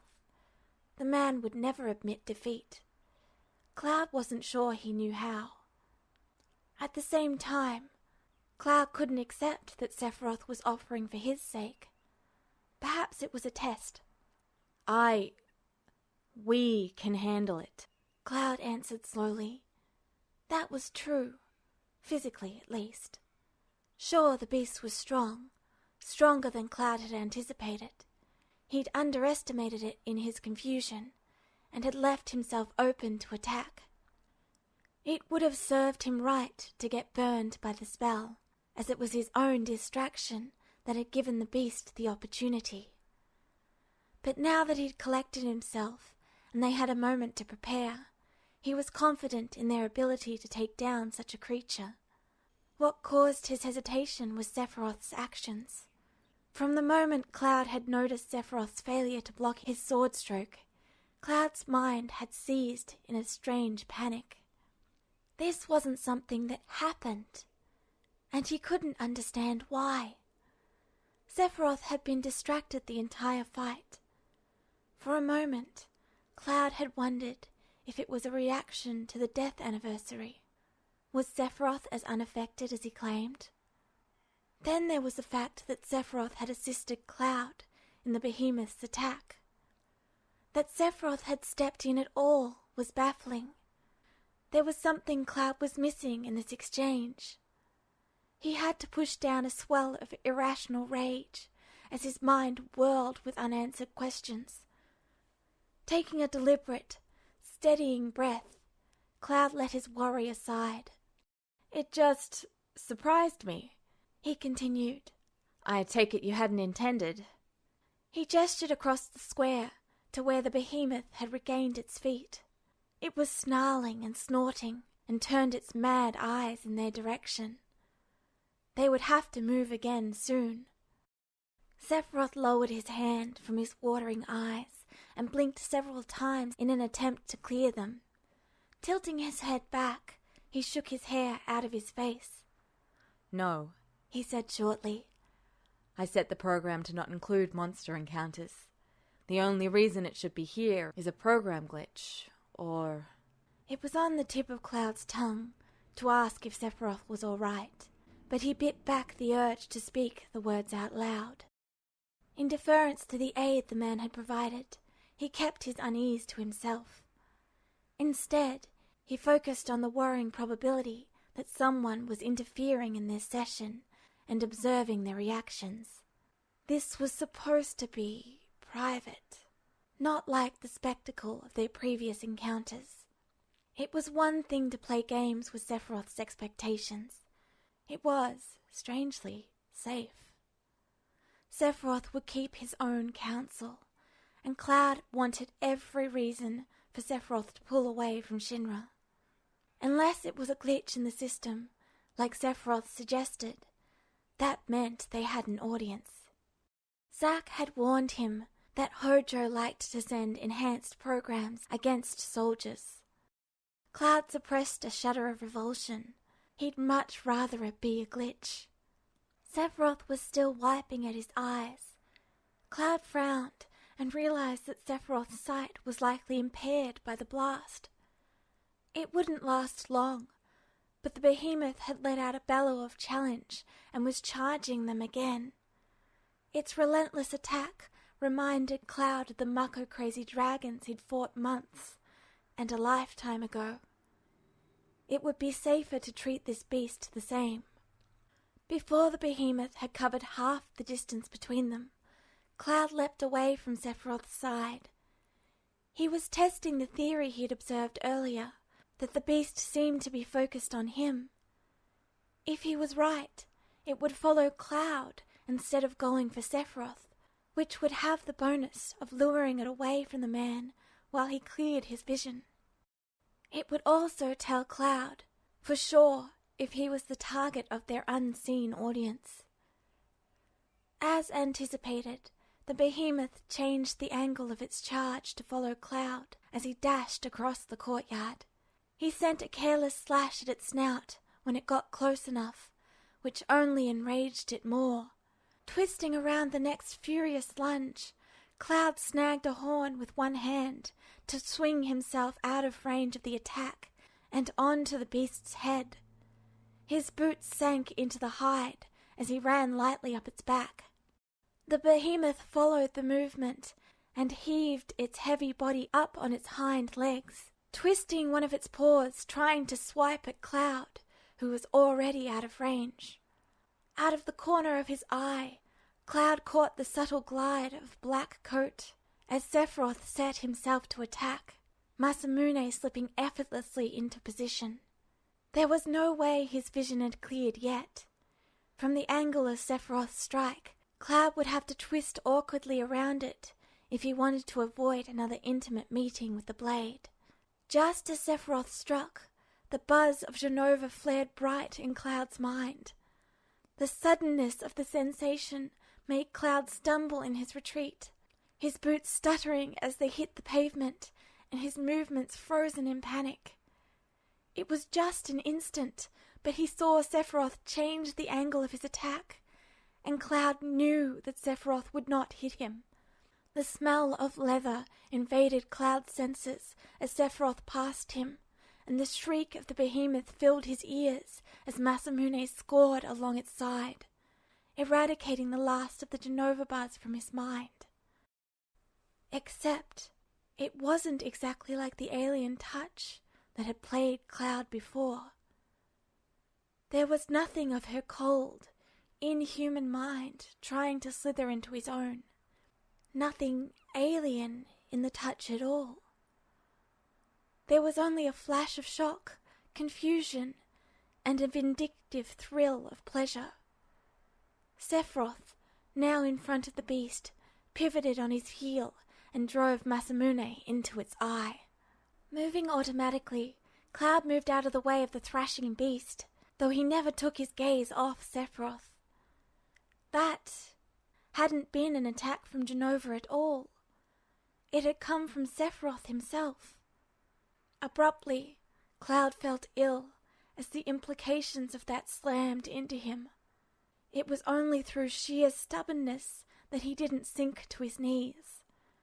The constant buzz that Cloud had assumed up until now was a reflection of Genova's influence through Sephiroth, was Sephiroth's mind. The flashes of emotion, the anger, the confusion that had plagued him, all of it came from Sephiroth alone. And that meant that Sephiroth, not Genova, had clear access to manipulating Cloud's mind again. Sephiroth yanked Masamune free of the punctured eye in a splatter of blood, bringing it around to deflect one heavy paw. Another flash of movement, and he'd brought it up to catch the behemoth's horns, sword held horizontal over his head. He blinked rapidly, then abruptly focused on the one mad eye, a smirk playing across his face. "Fitting. Allow me to take your other eye as well." The beast bellowed in enraged pain as Sephiroth heaved upward and Masamune cut through the thick, tough black horns with a resounding screech. Then he flashed forward, blade singing, and cut hard across the beast's remaining good eye and the side of the behemoth's head. It reared back, screaming a high, shrill note of pain, and staggered blindly. Cloud barely heard any of the commotion. His head felt fuzzy, and his ears seemed to be stuffed with cotton. The air had a strange, underwater feel, everything happening in seconds, but seeming to swim on forever. Panic, his own, lit Cloud's mind as he watched the scene unfold. He stomped down on it ferociously. If he was picking up residual emotions from Sephiroth, then it would be nothing for Sephiroth to pick up on the strong emotions from Cloud. It had been one of Sephiroth's favorite games, when he'd found how easily he could manipulate Cloud. Over time, Cloud had learned to fight it. How many times had the man picked apart Cloud's memories? But no, that was not this man. Cloud had to remember that. Clung to the thought even as fear tried to control his reactions. Sephiroth had the same ability to force his way into Cloud's mind, but that didn't mean he would. It didn't mean he was even aware of the connection. Despair, an old familiar companion, filled him. He thought, hoped, that once they were rid of Genova's influence, once Sephiroth was saved, that he'd have his mind to himself again, that he'd be free of manipulation, of pain and heartbreak, that he'd never have to fear being someone's puppet again.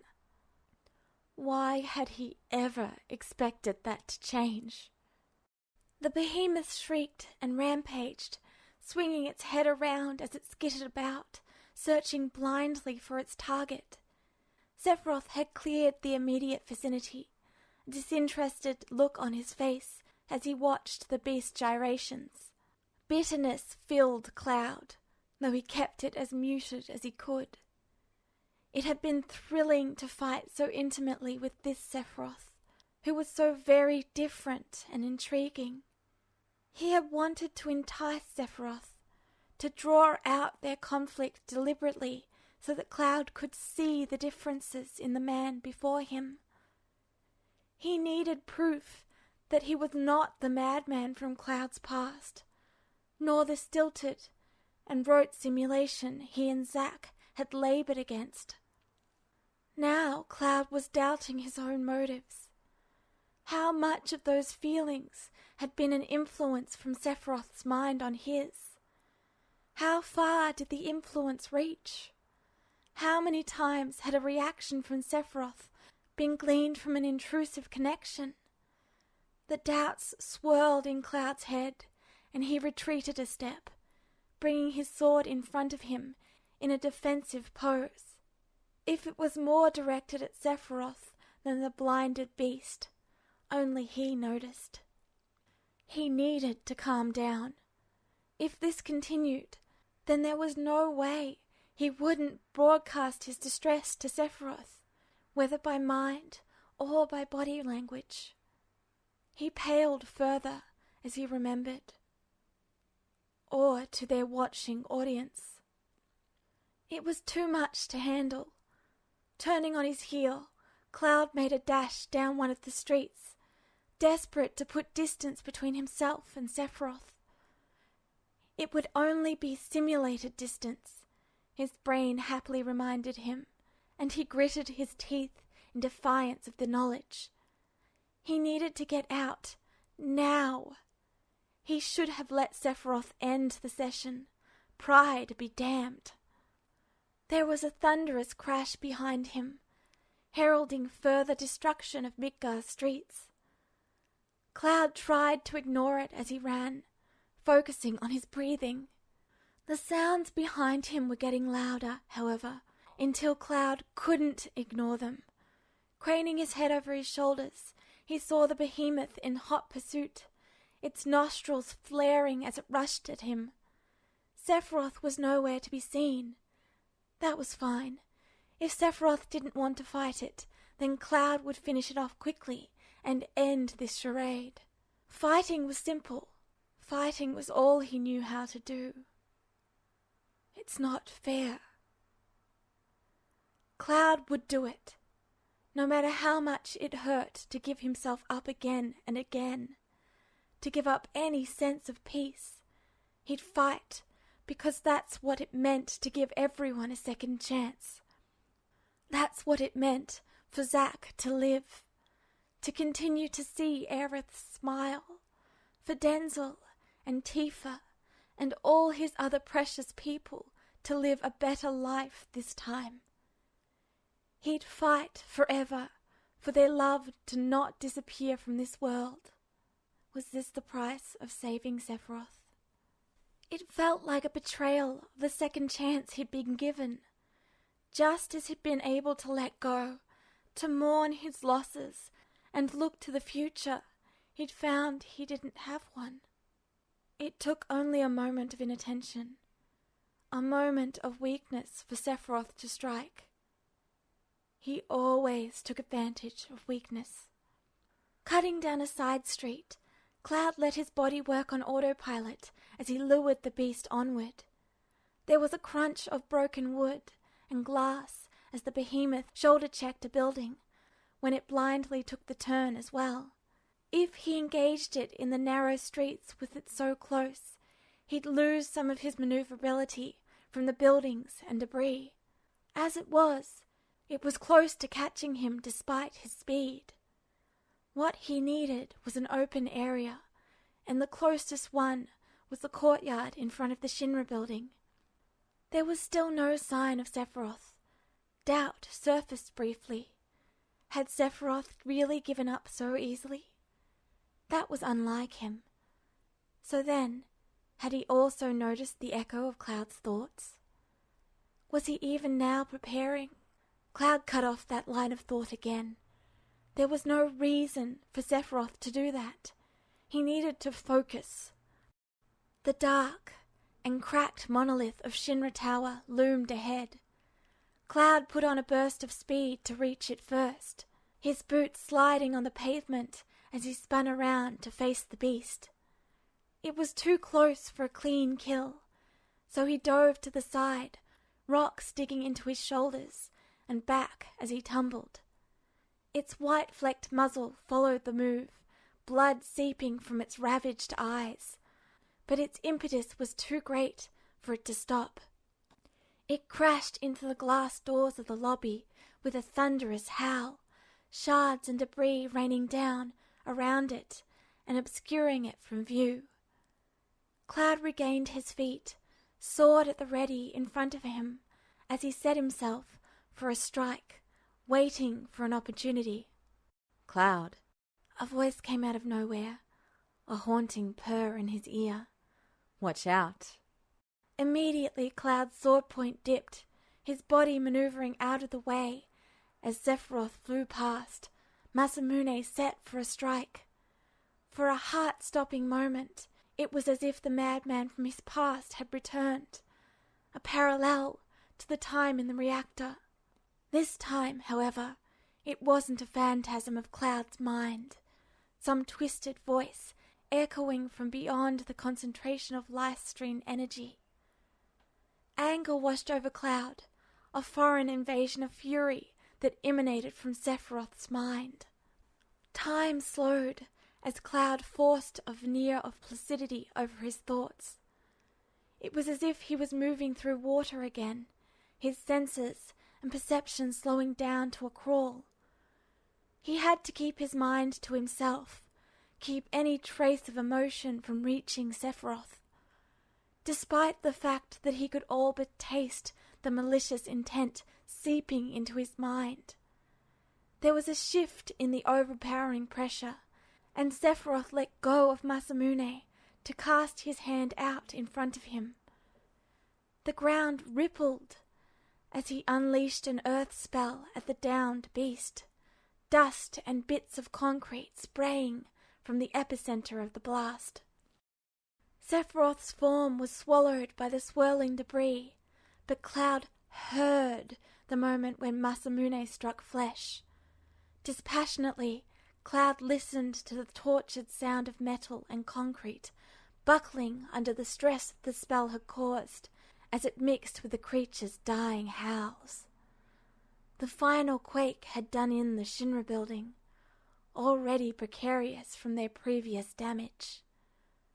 Part of his mind was haranguing him, telling him that Sephiroth was right in the path of the collapsing building.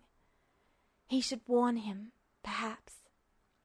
Without quite knowing why, Cloud found himself moving, thoughtlessly dodging the further debris as it rained around him as he flowed forward. His body knew what to do to escape the damage. The collapse of the building was deceptively slow, the first floor becoming lost in a cloud of dust as the bulk of it tipped over their heads. A form loomed ahead of him, the shape forever etched into Cloud's very existence. He reached out, hand wrapping around Sephiroth's wrist as he pulled the man away.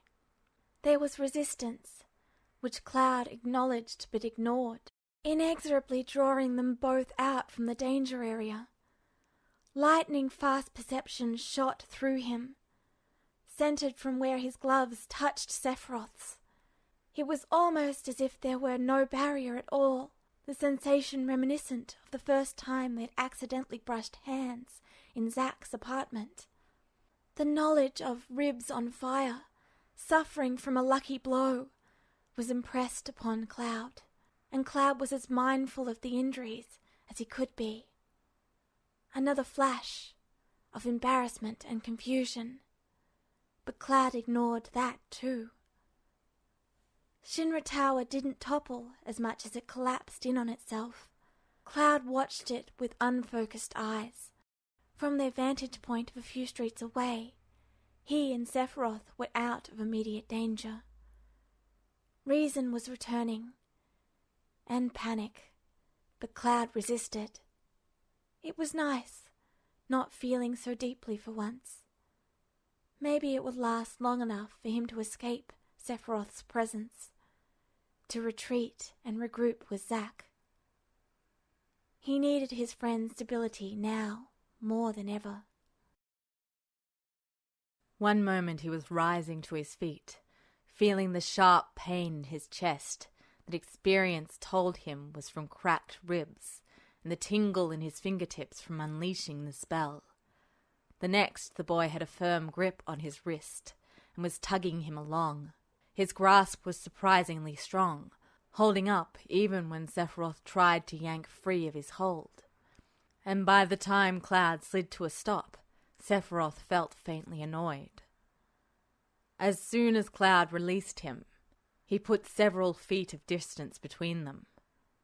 Even Angeal and Genesis had learned and understood how much Sephiroth valued his personal space, and how much distaste he had for being touched. Perhaps it was his background, and the fact he'd hardly ever had hands on him that weren't the impersonal touch of Hojo's staff. Or perhaps it was just his inherent personality. He had never stopped to consider it, had never needed or wanted to. It rankled to have been grabbed so casually when there was no need. Outside of battle, he'd never really felt there was any reason to touch another person, and that was just fine with him.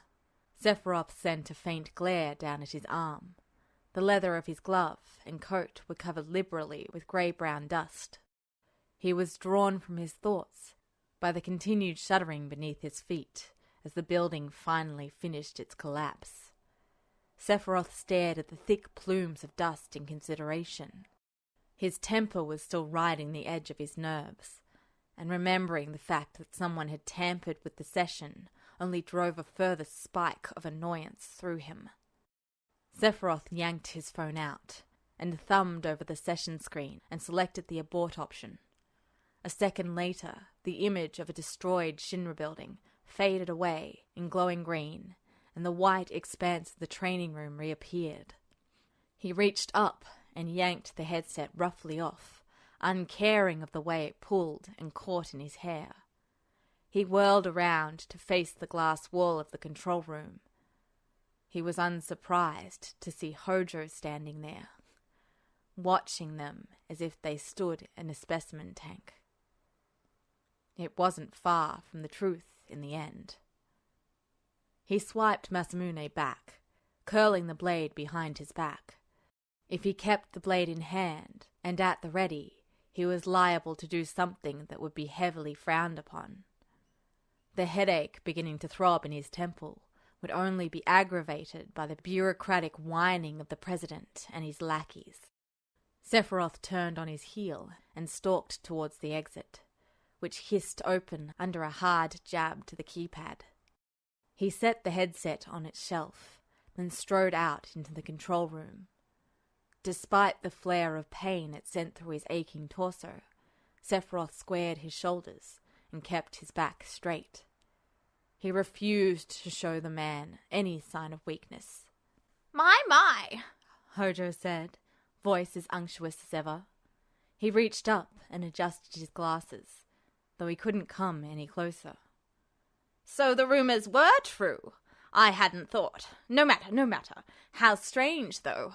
I'd have expected someone with such aptitude would have been brought to my attention immediately. Sephiroth ignored him, just as he always did. Hojo at this point in his life was nothing more than an obnoxious insect that occasionally crawled out from between the proverbial floorboards. He swept his gaze over the room in search of Veery, and paused for several heartbeats when he noticed the chocobo wasn't there. 1,000 old thoughts, fears and hatred swirled in his mind, and it was only through sheer force of will that he fought them down again. Hojo had an obnoxious, but oft-times useful, tendency to talk aloud to himself. In this moment, however, it was only serving to grate on Sephiroth's nerves even more. His fingers twitched, and it was only belatedly he noticed his hand clenched on Masamune's hilt, tight enough that the leather of his glove creaked. There was no reason for him to be so infuriated, so knotted up, between the throbbing in his head and the deep-seated ache in his torso. Hojo was still rambling, and Sephiroth barely noticed Cloud slip into the room through the hatred, fear, fury simmering in the back of his mind. Most unusual. Yes, the reaction of the raw Mako. Possibly a stronger mix would produce... And Hojo was not moving in his direction. No, he was heading towards Cloud. A seething irritation rose in Sephiroth. The boy would not fall into that hack's hands. Not until Sephiroth had figured out what it was that Cloud was hiding. Cloud stepped around him, putting Sephiroth between him and Hojo. Hojo came to a halt, unwilling to get any closer and cross an unspoken line. Sephiroth lifted his head and cut across Hojo before he could get wound up into one of his muttering spells again. If a second-rate scientist had been required, he said, not bothering to hide the derision in his voice, I'm sure you would have been notified. It was deeply satisfying to see the way Hojo's face pinched with indignation and anger at his insult. Hojo would never be anything like Professor Gast, would never be a true genius in anything except his own mind, as far as Sephiroth was concerned. Hojo was a pathetic little man who moved in on other people's ideals and called them his own. His grandeur would never be anything but falsities. Hojo's glasses flashed in the light as he twitched. Sephiroth turned away and made himself walk to the door as slowly as possible. It doesn't matter, Hojo said behind him. I'll be seeing him soon enough, I'm sure. There's no way the president will let such a promising candidate escape. His laugh was as cloying as ever. Sephiroth reached out and keyed the door open as his headache spiked. He paused and turned his head to stare, narrow-eyed, over his shoulder at Hojo. Cloud took the opportunity to slip past him and out into the hall. Hojo's face remained tightly pinched with irritation, but a thoughtful frown was beginning to pull at his mouth. Only once he was in the hall did Sephiroth reach up to pinch at the bridge of his nose. He hadn't felt this unstable since he was a boy. Not since Angeal and Genesis had been there, had curbed his hatred and violence with their strange, persistent rivalry and friendship. I want to. An image of the Shinra building collapsing from moments ago overlaid his mind for a second, and Sephiroth closed his eyes, breathed out through his nose and opened them again. It was an odd struggle to force himself back into the usual cool, calm and collected figure he was, and he was still fighting with it when a sudden warble sounded from nearby. The clap-click of chocobo feet pattering towards them at a quick rate extinguished his emotions in a wave of sheer surprise. Sephiroth jerked his head up in time to see Viri come tearing around the corner towards them, wings out and fluttering madly as he slid. His claws scrambled against the sleek tile, leaving scratches, and he overbalanced and hit the floor with a walk. The glowing purple chocobo lure was clamped in his beak. He had been sure that somehow... Viri clambered back to his feet and trotted the rest of the way, feathers ruffled in false pride. Sephiroth reached out automatically. The bird dropped the materia into his palm, then butted its beak against Sephiroth's knuckles. Sephiroth closed his fingers around the materia, ending the spell on it, and tucked it away. Afterwards, however, he reached out again, and Viri gave a happy coo, nuzzling up into his palm as he rested it lightly atop the chocobo's head. Sephiroth felt oddly relieved. He looked up from Viri, and his gaze landed on Cloud as the boy turned. He came to an abrupt halt, shoulders stiff. Sephiroth didn't know what made him take that single, slight step after the boy. Couldn't really explain why he'd done it when part of him wanted to forget Cloud even existed. The other part balked against it. It had been enjoyable, despite the memories. And Jill, at least, would have been proud of him for even trying. The thought made him feel both deeply uneasy and oddly better. Uneasy for the fact that he was a grown man and hadn't sought approval from anyone since he was a boy, if even then. And better because Sephiroth hated to think he missed them when they'd turned their backs on him. They'd left him, hadn't bothered to ask for his help, and reminding himself of that had hardened him again. He brushed it off, closed it away, and yet a part of him couldn't forget. A part of him refused to let that odd sense of relief be forgotten. He should return to his quarters, as he'd planned, rest as his body recovered from its aches. And yet, something kept him from leaving immediately. Staring at the back of the boy's head, at the wild blonde hair, Sephiroth fought for words. What could he say? What was there to be said? Surely nothing. They were not friends, barely even comrades. Cloud was a mystery, a puzzle, and Sephiroth had gleaned all he could for the day. It always seemed as if their confrontations ended in one of them escaping and doing their level best to stay away from the other for as long as possible. Inevitability and something else, perhaps that strange pull, or Sephiroth's own bloody-minded curiosity, kept drawing them back together. Cloud, he said at last, still uncertain. He stood, flummoxed for a moment, and baffled by his own actions. Veery gave a little chirrup beside him, and at a loss for words, Sephiroth said, "Next time." He frowned, brows drawn together, then gave a sharp nod that was more of an uncertain jerk of his head. He couldn't remember anyone who'd thrown him off balance quite like Cloud Strife did. Sephiroth turned on his heels and strode off, no longer quite wanting to face the boy. It was unsettling that he could get under his skin so completely, could wind his way into Sephiroth's consciousness with such irritating ease until he wanted to pick him apart and find out every secret he hid. It was a silly notion, and one he should quash before it got even more out of hand. But somehow he didn't want to.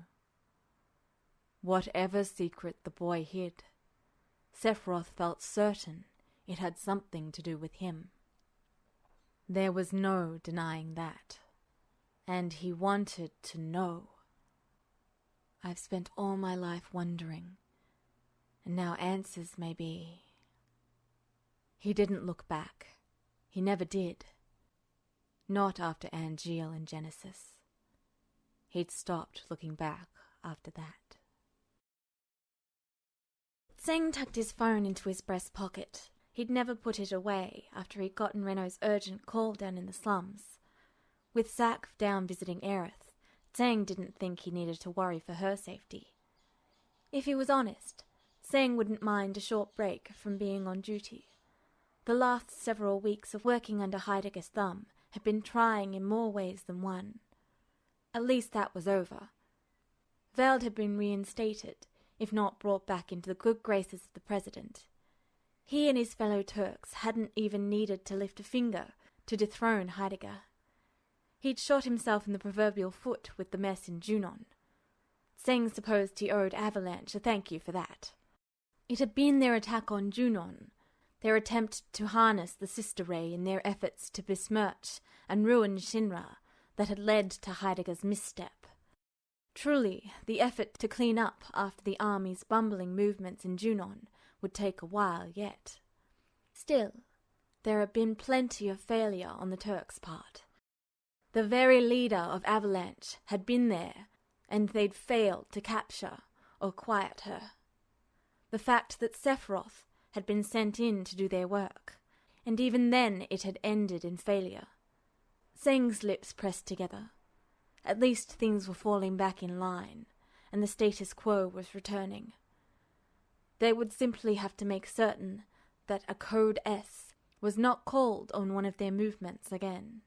Tseng still wasn't sure whether Heidegger's insistence on bringing the army in on the Junon attack stemmed from what was quickly becoming a political disaster for him, letting a promising candidate like Cloud Strife slip through the cracks, or if it would have happened regardless. The clinical part of Tseng was certain of the latter, but the Turk in him assured him it was both. Heidegger had seized a chance to better his position whatever the cost. That he had gambled and failed was of no matter to Tseng in the long run. Whatever or wherever Heidegger pulled his stunts didn't concern him or the rest of the Turks, until it did, at which point it would be dealt with swiftly, efficiently, and quietly. There were some days that Tseng actually hoped an order to quiet Heidegger would come in. He was never so lucky. No one seemed to be about as he made for the meeting room.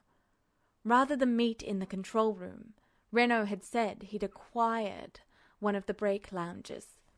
Tseng was quite sure that meant he'd kicked everyone out by throwing his weight around. It didn't matter in the end. As an unofficial investigation at the moment, it was best not to bring further attention to it.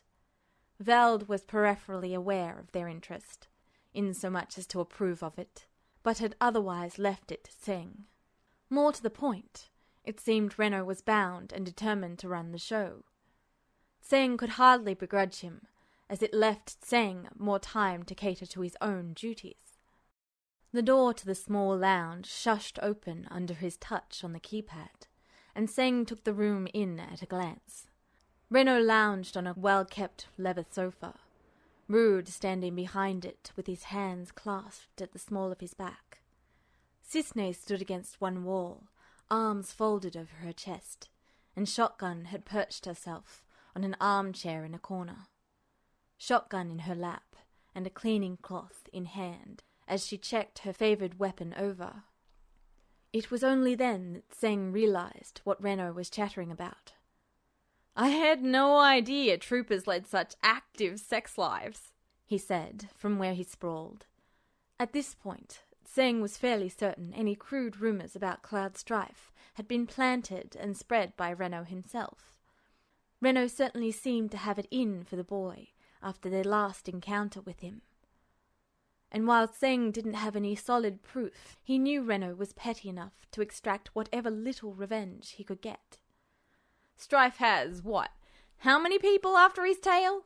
Sephiroth, Zack, those starry-eyed troopers that follow him around, and I know I've had the secretaries giggling over him." "Aerith?" Rude added abruptly. "The flower girl?" Renault asked. "I thought she was head over heels for Zack. No, wait, that makes sense." He paused, a slow smirk coming over his face. "Tseng'll be upset. I think he's developed a little crush on her." Tseng withheld a sigh. He saw Cisne cast him a faint, sympathetic smile. She seemed to be the only one who had noticed him thus far. Shotgun was far too immersed in her weapon, and watching Renault gossip. Renault's smirk curled into a mean smile. "And I'm not sure the kid doesn't have something for Sephiroth's chocobo either." Finally, Cisne broke in. "Renault, that's enough." "Is that jealousy I detect? Come on, Shuriken. I bet you could beat the leggy bird for Blondie's affections. No problem." "You're all ridiculous," Shotgun declared from her corner. Snidely, Renault shot back. "Yeah, well, you seem pretty gung-ho about snooping around him too." "He's interesting, and I like hunting big game." Idly, Shotgun smoothed a hand over the double barrels of her shotgun. That was enough. If Renault was going to start sniping at their own, Then he needed to be reminded of his place. I don't believe gossip qualifies as urgent, though since we're here, I suppose we could hear Shotgun's report. Come on, boss! It's not like there's anything else to do while you take your sweet-ass time to get here, Renault drawled, his legs stretched out in front of him. Tseng shot him a look. I suppose, if it's all I'm good for, Shotgun sniffed, tossing her head so a ponytail fell over her shoulder. She shot the group at large a smirk to show that she wasn't really offended, before straightening and setting her gun aside. There's not much to report, however. Nibelheim is as backwater a town as you can find. Residents don't really care for outsiders either. I couldn't ask much about him directly, since I was undercover as a big game hunter, she said, idly stroking the barrel of her shotgun. Some nice game up there, by the way. Nibble wolves are nasty, but their pelts are... Not blonde, blue-eyed, and the subject of your investigation, Renault interrupted before she could sidetrack too much. Yeah, she grumbled. Anyway, Kid was a bit of an outcast, spent as much time as the rest of them up in Mount Nibel, and had a thing for the mayor's daughter. It's just his mother up there, no word of his father past or present. She's a nice lady, though. Shotgun had a thoughtful look on her face, one finger on her chin. Renault raised an eyebrow in surprise. You talked with his mother? That's hardly subtle. She shrugged. She's a nice lady, like I said, and the only person who seemed genuinely happy to talk to a stranger. It's how I got the info that Strife has a crush on the girl, actually. And you complain that I gossip, Renault barked. Renault, Tseng said shortly. Renault was an exceptional agent, behind only Veld and Tseng himself in the hierarchy, but he retained an irritatingly light view of that same hierarchy, quite possibly because he strove to usurp Tseng. It was a problem, though Renault's excitability could be... trying. Sliding his gaze towards Shotgun, Tseng stepped further into the room and settled himself in another of the chairs. He produced a slim, black-bound notebook from one of his pockets. I think Shotgun has a reason for her gossiping, unlike you, and I am not harbouring a secret crush on the Ancient for the last time. He might be slightly fond of the Ancient, but that was mostly due to her continued defiance and generally charming nature. She had a way of making people become fond of her, and when your job entailed watching her on a near-constant basis. And there was perhaps a secret, shameful amount of guilt. He could not help but envision her as a little girl when he tried to bring her back to Shinra, angry and scared and defiant. But a Turk did the job no matter what, and that was the end of that. Even if, just this once, Tseng might wish it weren't true. You say that like my gossip isn't more interesting, Renault said. And I do have reasons, good reasons, amazing reasons even. Who you're currently spreading rumours about is not a good reason, Renault, Tseng said, subtle rebuke in his tone. I believe that could be considered misuse of company property. Ah, that's just the icing on the cake. Wait until I get into the real juicy bits. Renault's grin couldn't have been more smug if he'd tried. Tseng didn't frown, but his brow did tick upward. Interesting. Maybe Renault did have something. He hadn't denied the accusation either. Not that Tseng had expected him to. Sir? Shotgun broke in, brows raised towards her hairline. About my report? Tseng shot Renault a sideways glance, then flipped open his notebook. Hopefully Renault could hold his tongue long enough for Shotgun to reach her conclusion. Please. As I said, Shotgun hurried on. He had a thing for the mayor's daughter. And according to his mother, there was an incident. She didn't go into too many details, but from what I could gather, the girl went up Mount Nibel, and the kid went after her. Apparently she got hurt pretty badly. Tseng jotted a few notes down, just below the dark lines of his previous notes, reminders to himself. He likes to help people. The unexpected input from Rude had Renault tilting his head back to regard his partner in mute surprise. Rude shifted where he stood, clearly uncomfortable with adding more. You believe he is a person of goodwill, Rude? Tsing prompted. Rude and I both think the kid has more goodwill coming out of his ears than the average philanthrope. But he's a first-rate brat, Renaud drawled, filling in for his stoic partner. I don't think I've seen him do anything as selfish as cut in line at the cafeteria, and with how cutthroat those military types are about their food, that's saying something. Tsing looked to Rude, who nodded his agreement. At least Renaud could be trusted to keep his spite out of professional reports. Rude would let Tsing know if Renaud became a liability. The worst he's done, he added grudgingly, is mess with our investigation. He might not even have done that if he hadn't been tagging up fair. Tsing made a note on both the information about Cloud and his personal thoughts on Renaud. Is that everything, Shotgun? Pretty much, sir. They didn't seem to talk about him up there much. Out of the corner of his eye, Tsing could see Renaud perking up. Instead of acknowledging him next, Tsing looked to Cisne, where she'd remained silent all this time. Shuriken, do you have anything to report? She nodded once, and Tsing tried not to smile at the way Renaud wilted, then glared, hands dropping to dangle listlessly between his knees, one of which bounced restlessly again. There was an altercation 2 months ago, shortly before the invasion of Junon. Tsing glanced up sharply. Do you think it had something to do with Avalanche's attack? She hesitated, frowning faintly, then shook her head. Not directly. It was just a minor scuffle with some of Cornier's thugs. They didn't appreciate his previous bravado, from what I understand. Cornier. It seemed that man was getting out of hand again. A few days later I had to dispatch some men who attempted to attack the Ancient. Cisne paused, an odd smile twisting her lips, although she was doing quite a good job defending herself. Hey, that's not cool, Renaud said, sitting forward on the couch. He scowled at the news. I hope she knocked their heads in. She's our target. Nobody messes with a Turk's objective. The underlying fact being that nobody messes with the Turks. There was no need to consider what actions needed to be taken. Rude, Renaud, Tsing said. When we conclude this meeting, I need you to go have a word with Cornio.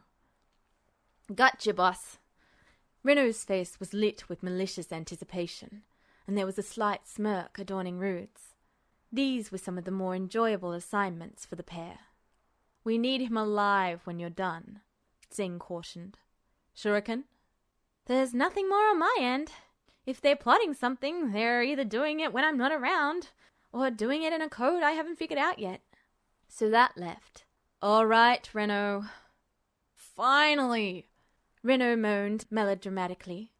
It was hard to tell with his sunglasses, but Tsing would bet by the tilt of his head that Rude was rolling his eyes at his partner. But then again, you gotta save the best for last. He flashed a secretive grin. Aside from his sordid love life, which I promise I won't get into, there's still a lot of good gossip floating around about our blonde enigma. The bar, Rude prompted, steering Renaud back onto topic with the ease of familiarity. Nodding, Renaud continued enthusiastically. Yeah. Back, shortly after the Medill mission, me and Rude were relaxing down at the Goblin Bar on Loveless Avenue. You know that little dive a lot of the soldiers like hanging out at? And no, we weren't on duty. He interrupted himself. They probably had been, but Tseng let it slide. Anyway, guess who should wander in but Strife and his merry band of bootlickers? That one grunt was practically panting, hanging off the kid's neck. He's got a lot of them wrapped around his little finger. Anyway, it seems we're not the only ones left in the dark. Strife's pals were doing their level best to get him smashed and talking. Pity they didn't manage. But it's interesting. You know how buddy-buddy Strife and Fair are, right? Well, it was odd, because Strife seemed pretty clueless about Hewley. You'd think nearly getting his head bashed in, it would leave a more lasting impression. You weren't there, right, boss? Correct, Tseng said simply. The attack, while swift and decisive, hadn't been so quick that Cloud wouldn't have noticed their attacker. I don't think he was even knocked unconscious from the attack. We were just being waylaid. And that doesn't add up, because I'm pretty sure Strife was acting like he'd never heard a Hewley before, right? This was directed at Rude, who nodded in confirmation. Waving a dismissive hand, Renault continued. There's more. Seems Strife was aware that the impromptu Mako bath he took left him with side effects, and that doesn't mesh with the medical report on him. It gave him a clean bill of health, which wouldn't be believable even if he hadn't gone nose first into the green stuff. I checked the report on the Medial mission, and that Mako wasn't diluted at all. Renault huffed out a breath that was half a laugh. I don't know if that makes Strife lucky or completely batshit. I'm betting on the latter. Zack was certain it was, Cisne said abruptly. And I never saw the pool myself. Saying what? I had suspected he fell into the outlet stream, Tseng said, feeling tingles of surprise. The main pool was extremely saturated. It was more Mako than water. In fact, it was already crystallizing in some places. And Zack had seen that as well. That raised the possibility that Zack was lying for Cloud Strife, though it was possible Zack hadn't been sure himself. There were too many holes, too little confirmed facts. It was a good thing Turks dealt with these sort of situations every day in their job. It was, however, a spectacular failure that they hadn't checked into all of this sooner. Renault listened quietly to the exchange, before nodding to himself. Isn't that odd, too? How Fair immediately began covering up for his little blonde. I know the guy's a bit too friendly for anyone's good, but why would he go that far for a kid he's met all of, once? At least I could only find a record of them being on the same mission only once before that.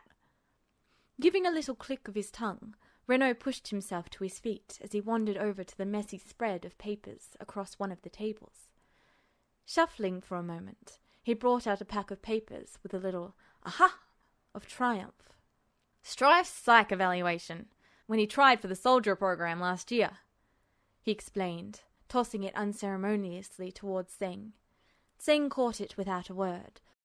The top sheet contained informal information, the boy's name, date of birth, place of residence, and the name of his parent. No father listed, as Shotgun had said. As he flipped through, skimming to check quickly, very little stood out.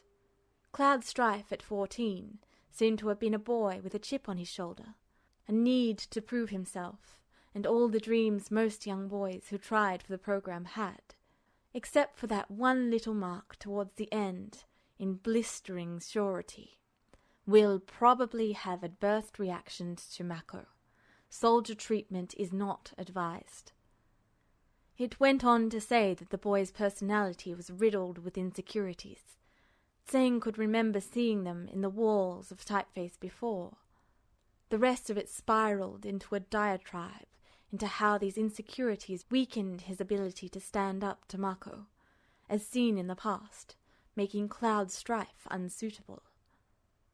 The end note was an advisory to put him in regular infantry.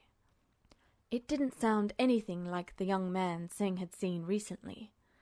He could somewhat see this report in the Cloud Strife he'd known briefly on the Mediaheim mission, but now... Being a soldier can change people, he hazarded carefully. Even as he said it, he didn't believe it himself. Nearly 2 years of service weren't likely to create a change so drastic that a boy with so many inherent psychological flaws could take a bath in raw Mako with barely a blink. Bullshit, Renault said with a smirk. Or not, but you know what I meant. Strife is an anomaly, and you know it. Tseng kept a grimace off his face. Then the only explanation is that, somehow, he managed to bluff his way through the evaluation. But to what end? Or he had help on the inside. Possibly both. Renault's face took on a more serious expression. I don't know, boss, but I saved the best for last. The odd turn from Renault's near-constant posturing to solemnity brought everyone's attention to him. Which, judging by his returning smirk, was exactly what he'd intended. I hope you appreciate the lengths I go to for my assignments. Nearly got busted by the creepy scientist getting this footage, not to mention how dangerous it was to take it in the first place. He pulled a small diskette out of his jacket pocket, brandishing it so it caught the fluorescent lighting. Cisne left her spot against the wall to get a better view of the monitor as Renault went about setting the video up. Rude had straightened again, a move that Tseng recognized as anticipation, or possibly worry, if not a combination of the two. It did pique his curiosity, but Tseng didn't allow the feeling to show on his face and give Renault a clue his melodrama was working. "This thing's not even an hour old, so you know it's fresh news," Renault boasted, flopping back onto the couch with the remote in hand. A few button presses later, and abruptly the screen on the wall was filled with the image of Sephiroth and Cloud facing off on top of the Shinra Tower. "Is that?" Shotgun asked, amazement clear in her voice as she scooted her chair closer. "That's right," Renault said smugly, clasping his hands behind his head. "Sephiroth and Strife had a friendly little spar today, and we managed to catch most of it before Hojo busted in on us." He could admit he was startled, though Tseng barely let the expression touch his face. There was a part of him that wasn't surprised at all. It only seemed to confirm the churning, festering idea that had been chasing themselves around his head lately. Merely to needle Renault, he said, "Is that all? We were aware the two were capable of holding against each other in combat." Renault scowled at him, sitting forward with a huff of discontent. "Man, he was such a ball-buster. Keep watching. This is more than just Strife's impossible luck at keeping up." "Holy!" Shotgun's sharp inhalation drew Tseng's attention back to the screen. "He managed to catch Sephiroth off guard with that spell. That's impressive," Cisne filled in quietly. Tseng couldn't help but silently agree. There were very few people in this world that could do that. "Oh, it gets better. Strife seems to like his materia." Renault nodded at the screen, which was split in two to show a view of both Sephiroth and Cloud in separate places. "Of course, so does Sephiroth." "Did he just shake apart the building with a single spell?" Shotgun asked breathlessly. It was uncertain if she was worried or impressed. "Strife went for the elevators," Cisne added mildly. "Average-level infantrymen are rarely on those floors. They're for the work-a-day employees, and he doesn't spend much time here with Zack. I find it odd that he's so sure of himself in the building's layout." Generally, the place where the elevators were located was the same, of course, but the difference often came in the individual floor layout. The soldier floor was nothing like an average office level. "Shut up, this is the best part," Renault said, waving his hand for silence and leaning forward expectantly. Through the speakers, the voices of the combatants sounded clearly. "Running scared? I don't fear you now." "Ah, I see. Is that why there was such desperation in you before? Did you fear me then, Cloud? Not you." The screen lit up with explosions, and Renault gave an appreciative whistle. "That's what I'm talking about. Boom!" He cackled merrily, ignoring the other Turk's looks. "I find it interesting," Cisne said after a lengthy pause, "that Sephiroth went right to the floor he was on." On screen, the pair were exchanging blows again. "A program floor?" Shotgun asked. "It's possible," Tseng said slowly. "The program is run in a single room, after all. It's highly possible Sephiroth could work around it if he wanted to." "Hey!" Renault whined. "You're missing all the action!" "I find myself more concerned with the explosives," Tseng interrupted. "Those weren't something taught to an infantryman-level soldier, and Zack's never displayed the aptitude for that type of usage." "Isn't it just a bunch of spells? Do you think he could have figured it out on his own?" Shotgun mused. At this point, not even she looked convinced at her own words. "If he did, we have a materia genius in our midst again." The last one had been Genesis. The man had always been taken with his spell work. Even Sephiroth wasn't quite as adept with materia as Genesis Rhapsodus had been. Frowning, Tseng added, "Combining spells is dangerous, and takes a rather adept user. That alone would be suspicious, but—" "Don't they remind you—" Shotgun began, but was interrupted by Reno. "Hello! Important stuff happening on the monitor. You can analyze it after you watch it," he griped, folding his arms and settling back into the couch in a huff. Despite the childish way it was delivered, the other Turks obediently turned back to the screen. In between bouts of fighting, it appeared Sephiroth and Cloud were having a conversation of sorts. That was almost as interesting as the skill Cloud displayed. Impressive. You're nothing like I expected. Who are you thinking of? To expect anything at all from me? I've fought many skilled opponents. Do not presume to think yourself special. My expectations lie only in your skills. I never claimed to be special. I never asked for your expectations. You came to me on your own. You're getting agitated. Is it because of the day? It has nothing to do with it. I fail to see why it should affect me. The video cut off abruptly, leaving behind an afterimage of the mute expression of rage on Sephiroth's face. Reno clapped his hands together and stood up, grinning around expectantly. "Well?" "I'd be more impressed if you hadn't just presented us with more questions," Tseng murmured dryly. It seemed no matter what they unearthed, anything involving Cloud's strife brought forth more questions and no answers. Shotgun shifted uncomfortably. "About the bombs. They kind of remind me of the sort Avalanche have used. And we know they're pretty keen on materia, and all that life on the planet stuff." It was an unsettling proposition. They had managed to go from a potentially bothersome prodigy to a young man that may very well have connections to one or the other of Shinra's two current and most worrisome enemies. "It doesn't add up," Reno said, narrowing his eyes. "I mean, yeah, maybe he's one of those planet-loving psychos. But the Mako, that had to have been an accident. Why would he blow his cover when he survived and gained such an advantage?" "If he was sure he could get away with it," Tseng began. "If he knew he had inside help the entire time." "Fair?" Reno asked incredulously. "Do you honestly think he'd sell out like that? Or that he'd be able to keep it under wraps?" Cisne's face twisted slightly, and it was obvious she didn't like that line of thought at all. Despite that, she spoke softly. "Zack's more intelligent than you're giving him credit for, Reno. But I don't know if he'd turn traitor.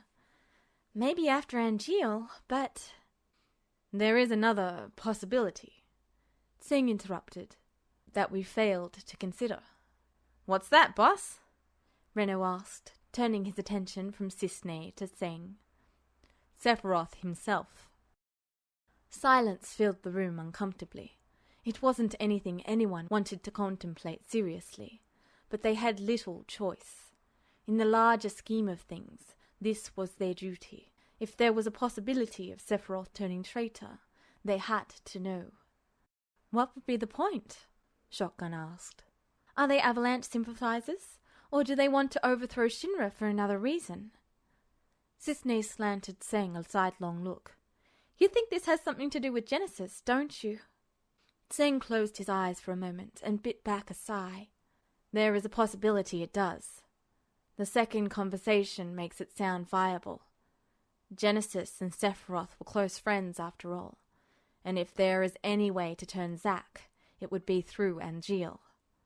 We can't rule out the possibility of Cloud working on his own, or for another source, however." "Whoa, wait a minute. What makes you think Sephiroth's all that involved in this anyway?" Reno spluttered. "Maybe he just wants to poke at the puzzle too." "Ah," Tseng said with a slight hum.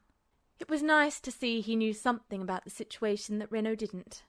Then again, there was no way Reno could be aware of this information yet. "I remembered something. Directly after the Medeal mission, I spoke with Sephiroth. to inform him that he could return to Midgar shortly. I also mentioned that Hojo and the scientists were arriving. Sephiroth's dislike for the man wasn't exactly common knowledge, but it wasn't unheard of either, and Hojo was too valuable for the Turks to casually put him in a possibly harmful situation. He immediately chose to head out on another mission. The one none of us were able to tail them on, Cisne noted. So you think Sephiroth's been involved since then? Reno asked, eyes narrowed. Tseng nodded. But that doesn't tell us jack all about Strife's motives. He appears interested in the Ancient. Rude put in quietly. The man's contributions were rare, but often to the point. What the hell would that mean? Reno complained. That he has some sort of agenda with the science department too? The kid is what, 15? I think we're giving him too much credit here. He's weird, that's for sure. And there's something freaky going on, but he can't be plotting against everyone. There was a pause, as Reno suddenly looked unsure.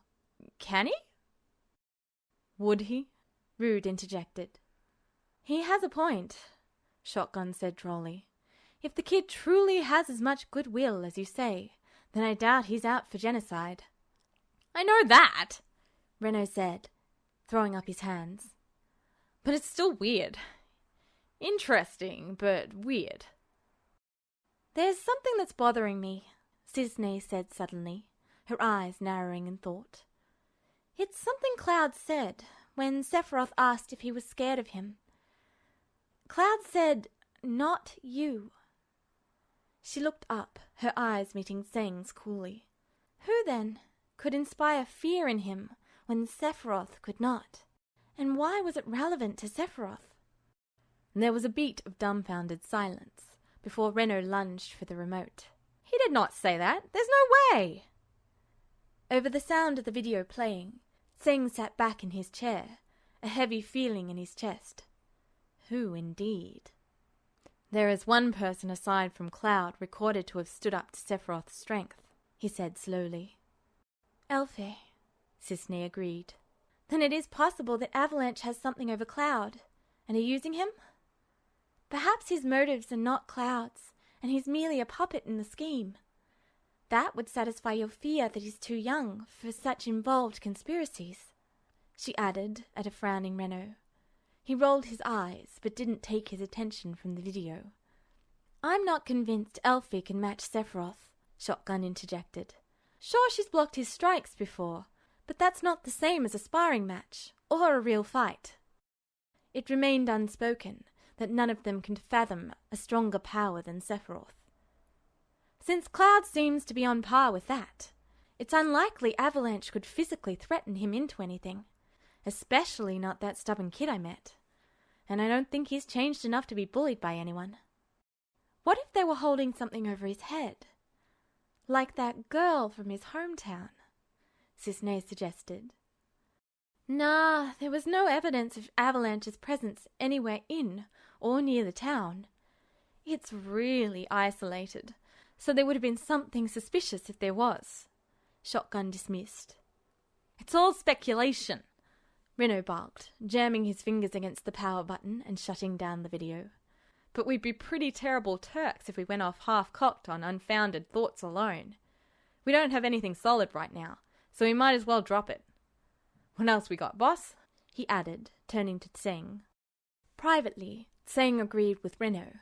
He must be quite irritated to act so responsibly. There is little else. However, I would like to make a note of Zack's odd behavior directly after they returned to Midgar in December. I had a run-in with him, and unlike his usual monster-bashing missions, he was not divulging a play-by-play. Even when I gave him the opportunity, he was extremely quiet on the matter. Normally I'd ask if that wasn't a good thing, but since it's fair, it means it has to do with Strife again, Reno pointed out dryly. That was directly after his Mako incident, right? What the hell happened there that messed things up so spectacularly? I suspect we'll only find out once we get to the bottom of our mystery, Tseng said, standing. For now I want you two to see what you can dig up about that mission. Shotgun, when you're available, you need to take a trip to the Chocobo Ranch. They'll have had to stop there, if only briefly. Renault was quiet a moment, before he looked into Zeng's eyes. You sure we shouldn't take care of it now, boss? This time his seriousness wasn't feigned. Zeng hesitated a moment, then shook his head. Until we can convince the president that the risks outweigh the gain, he won't like it.